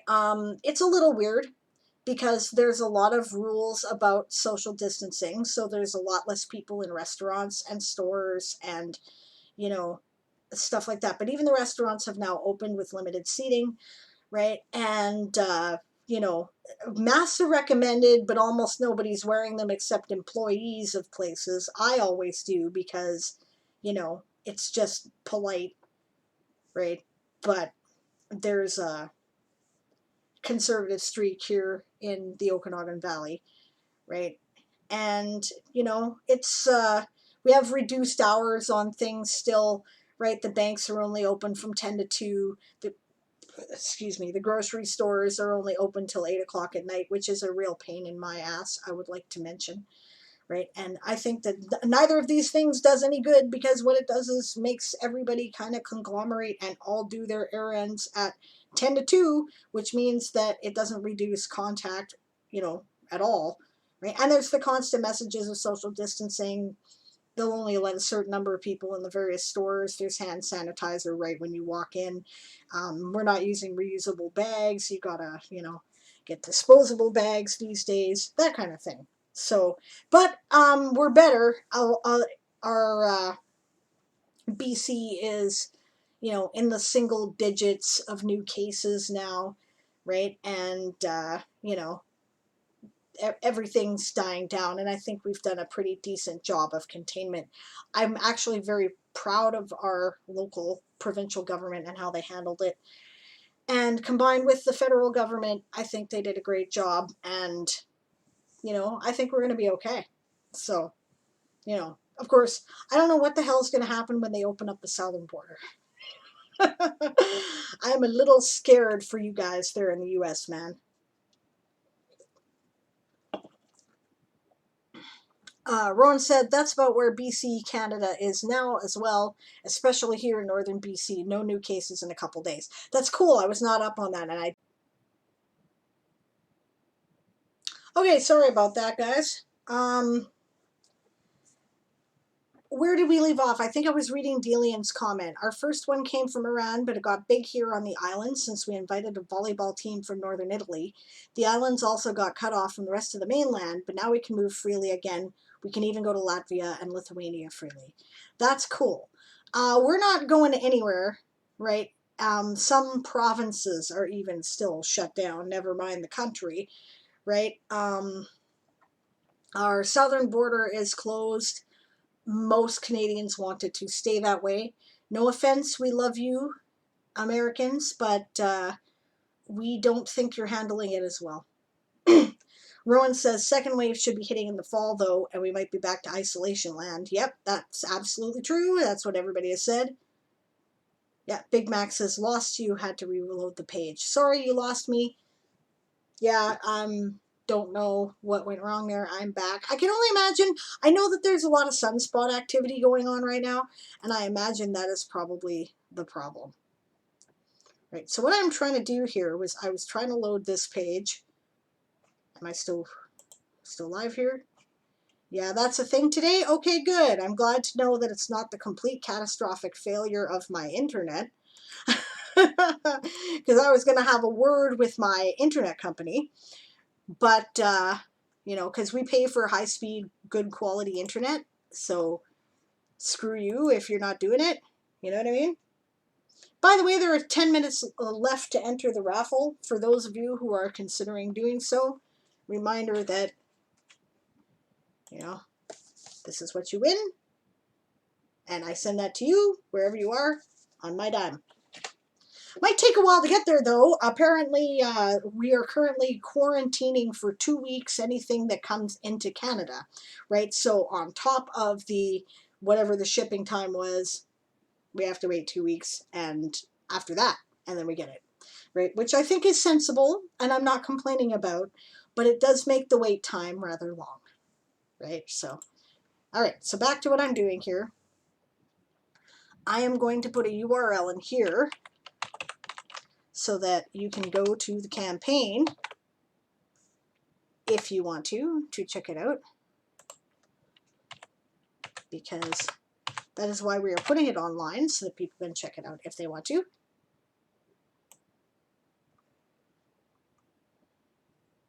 All right, I'm going to do that.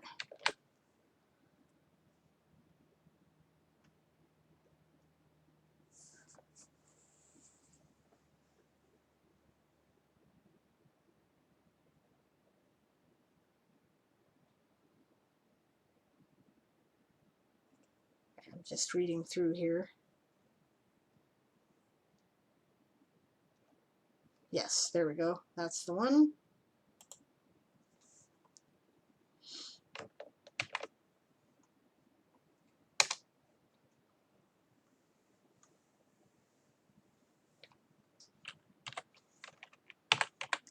And now I'll put the spoiler tag there.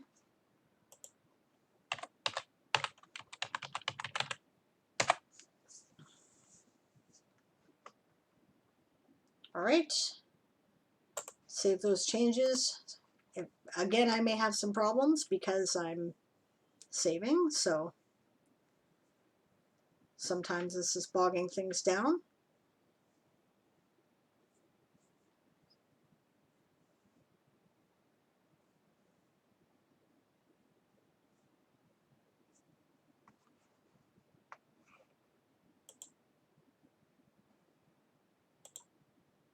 I'm going to try a different song here, just because I feel like it.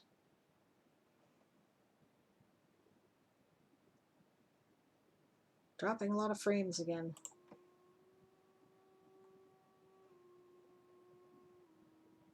All right. And now let's have a look at this, shall we? And see what it looks like with the changes. Right, so note that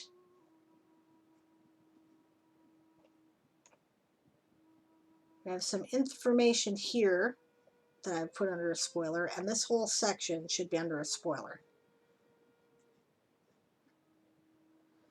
Now, I got to do a lot more work on the map for spoilers.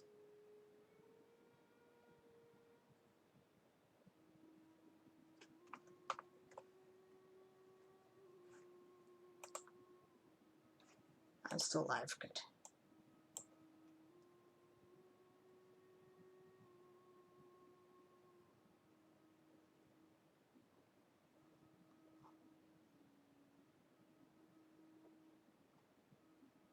All right, so that was the original preview. Now we're going to reload and see my changes.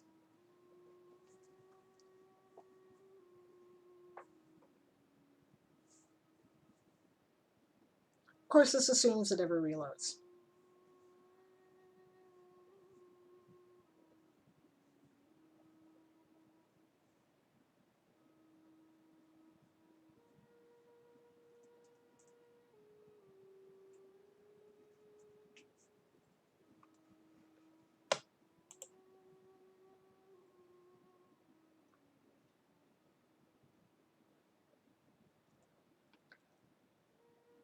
Aha, good, there we go. See, caution spoiler. The spoil below will ruin some of the fun for players and followers of the Toy Soldier Old School Twitch campaign. You have been warned. And now you can look at the spoiler if you want to.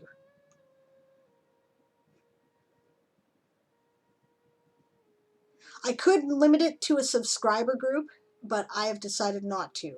And the reason why I have decided not to do that is because, I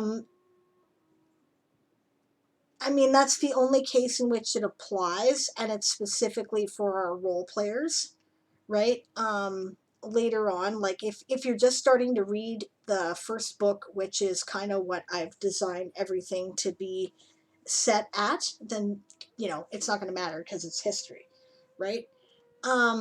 There are still some stuff in the map, however, that is going to have to be limited to subscriber groups, and there's like stuff that I need to rework for some of my orcish information because I don't want people to know about some of the stuff until, you know, like I'm trying to prevent people from spoilers, right? Because people don't like spoilers, right? Big Mac will agree with that completely. Because he's like, no spoilers, why did you put this spoiler here and, you know, this particular thing that you did? Yes. So, and he's got a point. All right, I didn't like some of the formatting at the bottom bit, so I'm going to scroll down to that section. And it's just the fact that there is no space between here. So I am going to add one.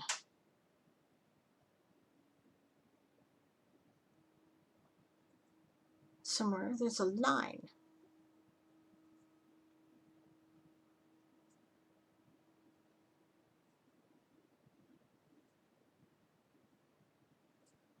Aha, it does. Oh, this editor is interesting. It gives me some codes. There, that's what I want. There we go.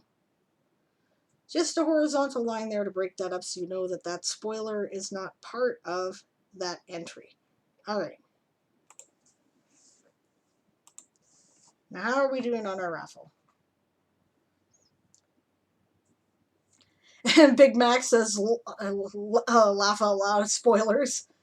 And he says, I need to do some stuff before I go to bed, but it's been great to see you again. This website looks like it's really well done. Well, thank you very much. I've really been enjoying it. And, you know, I love the tool set. It's a platform that's finally able to do the stuff that I've been trying to do with all the old sites back to the first one. Like, I'm doing stuff with this that I was only able to do with like 4 interconnected websites previously, right? And stuff that's beyond even that. So I'm very pleased with the platform, and you know, I urge people to check it out. It's really, I think it's great. And the community cannot be beat. Before you go, Big Mac, I am going to send you a link to my Discord. Ah, shit, I have to. Oh, I know how to do that. Just a sec. Actually, you know what? It's on my main page, right? If you,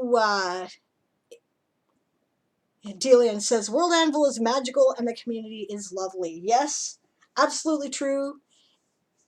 In both cases, magical even. Words are hard. Yeah, yeah. Yes, they are. Yes, and those of us who are Anvilites will know all about that reference, which is great. Yes, it really is a lovely community. People are very helpful. It's really good for writers. It's really good for role-playing gamers. You don't have to actually pay anything if you're just using it for some basic role-play stuff and design. But I recommend some of the higher, like, you know, I think you need at least journeyman or master to do a good game mastering setup, and I think that master is probably your best bet to start with for a writer.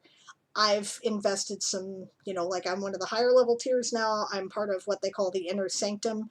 There is a limited number of people who can be part of that, and I'm, you know, I'm one of the people who is. You have to be accepted, so I'm really honored to have been accepted into it, right? And this gives me some really great features, and you know, but the, you know, you want to do like a professional level membership, you're gonna like sell game books or whatever, Sage is the one that you want. But anyway, if you would like to join me on my Discord, then I have a thingy here, right? Hopefully it will work. Oh, I see what the problem is. No wonder I'm having such problems. I forgot about that. Copy link address. I need to shut this down because you know what? It's trying to show I stream. I have a Twitch window on my homepage. Oh, yay! Big Mac joined. Yay! Thank you. Awesome. I look forward to talking to you more. Aaron's there, but he never talks. So maybe with you around, he will talk more, and that will be fun. Right? And that's cool. Delian says, inner sanctum, best sanctum. Yes. Unless there's an inner sanctum that I'm not aware of, then the inner sanctum would be best sanctum. Yeah, it's cool. I love the inner sanctum people. They're the guys who have, most of them have been there for a while, and they're really dedicated, and they're, you know, community leaders, and they try to encourage people, and you know, they're good. They're good people. They're good people. So it's a lot of fun, right? So yeah, yeah, it's pretty awesome. There's even a level called Deity. I can't afford that, but it's pretty cool. Okay, so yes, I have a Twitch link on my main page. Aha! All right. My timer's run out here. All right, so I get to pick the winner. Da da da da da da da. I need like, I know what I need. I need like, you know, dramatic music. I have dramatic music because I'm using Sirenscape for my music. We'll use some epic star battle music. All right.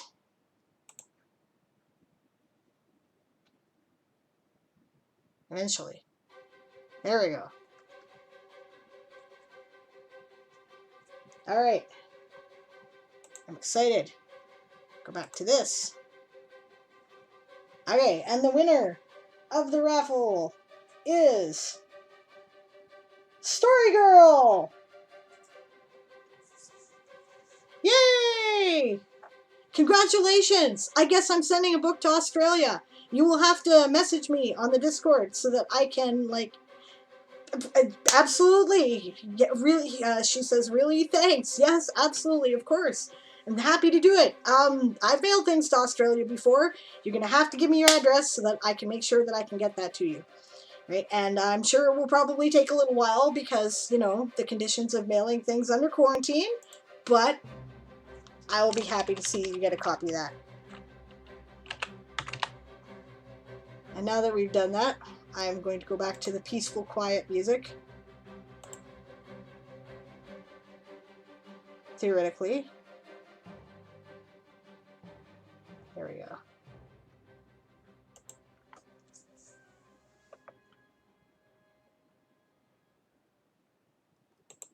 Yay! Alright, so the stuff in the chat, I missed Birdie B doing a drum roll, which is awesome. Delian said, congratulations, bunch of congratulations from various people in the chat. Story Girl said, might have to whisper it to me. I just stepped away from the Twitch Writers Discord for a bit. Fair enough, and that's totally fine. Please do send it direct. That's absolutely cool. I don't want you to dox yourself in a public Discord server. It's totally cool. Oh, whisper. Oh, okay, because you left the Discord. But I'm on your server, so you don't have to do that. I am on... Where am I here? Fire it up.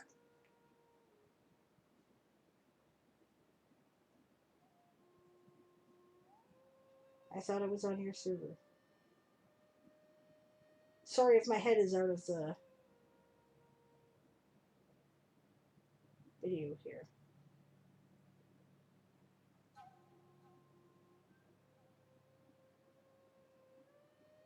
Okay, I thought I was on your server.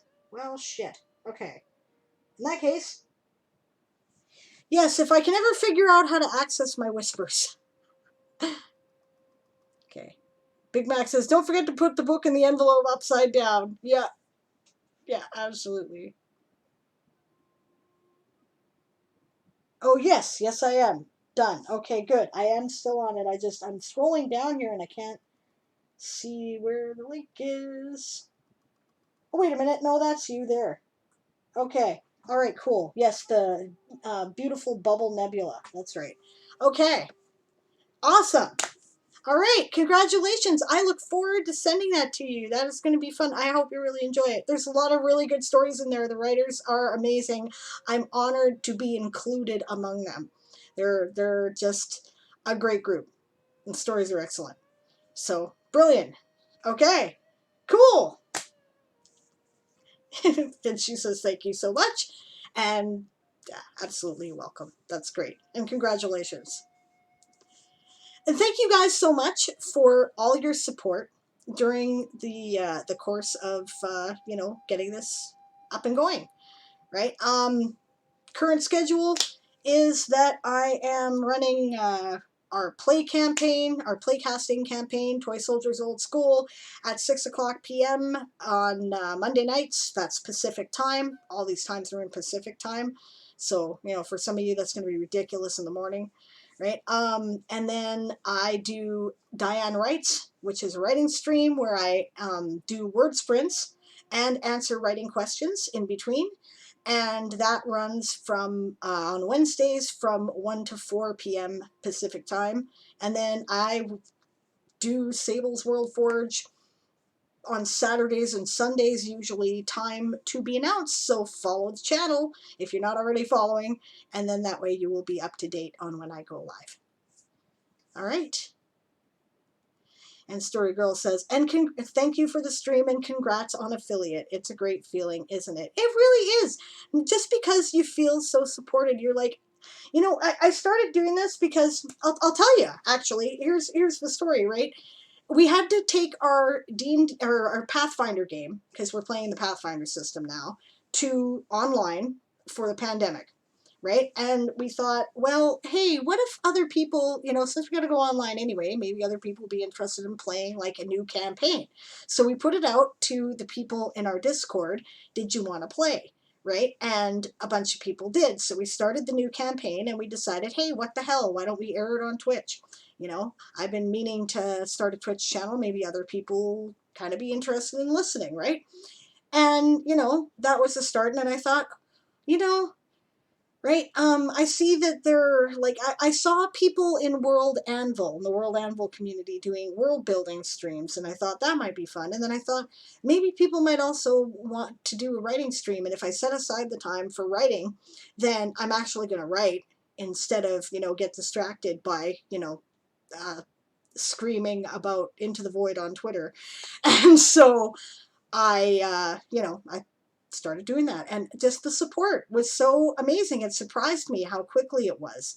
Right, the first writing stream I did, a bunch of people from the Twitch Writers Network just kind of poured in en masse, and they're all like, follow, follow, follow. And then, of course, we have a little audience that we've developed for the playcast that we do, and then a bunch of people came to support me from World Anvil. So thank you to all of you. It's really awesome. I sorry I had so much trouble with the raffle.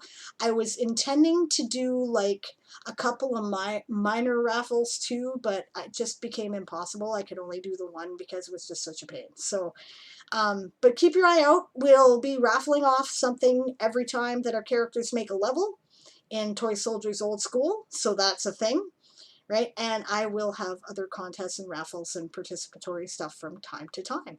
So, all right. This was a lot of fun. It's 4:30. If I don't go pretty soon, the hubby's going to kill me.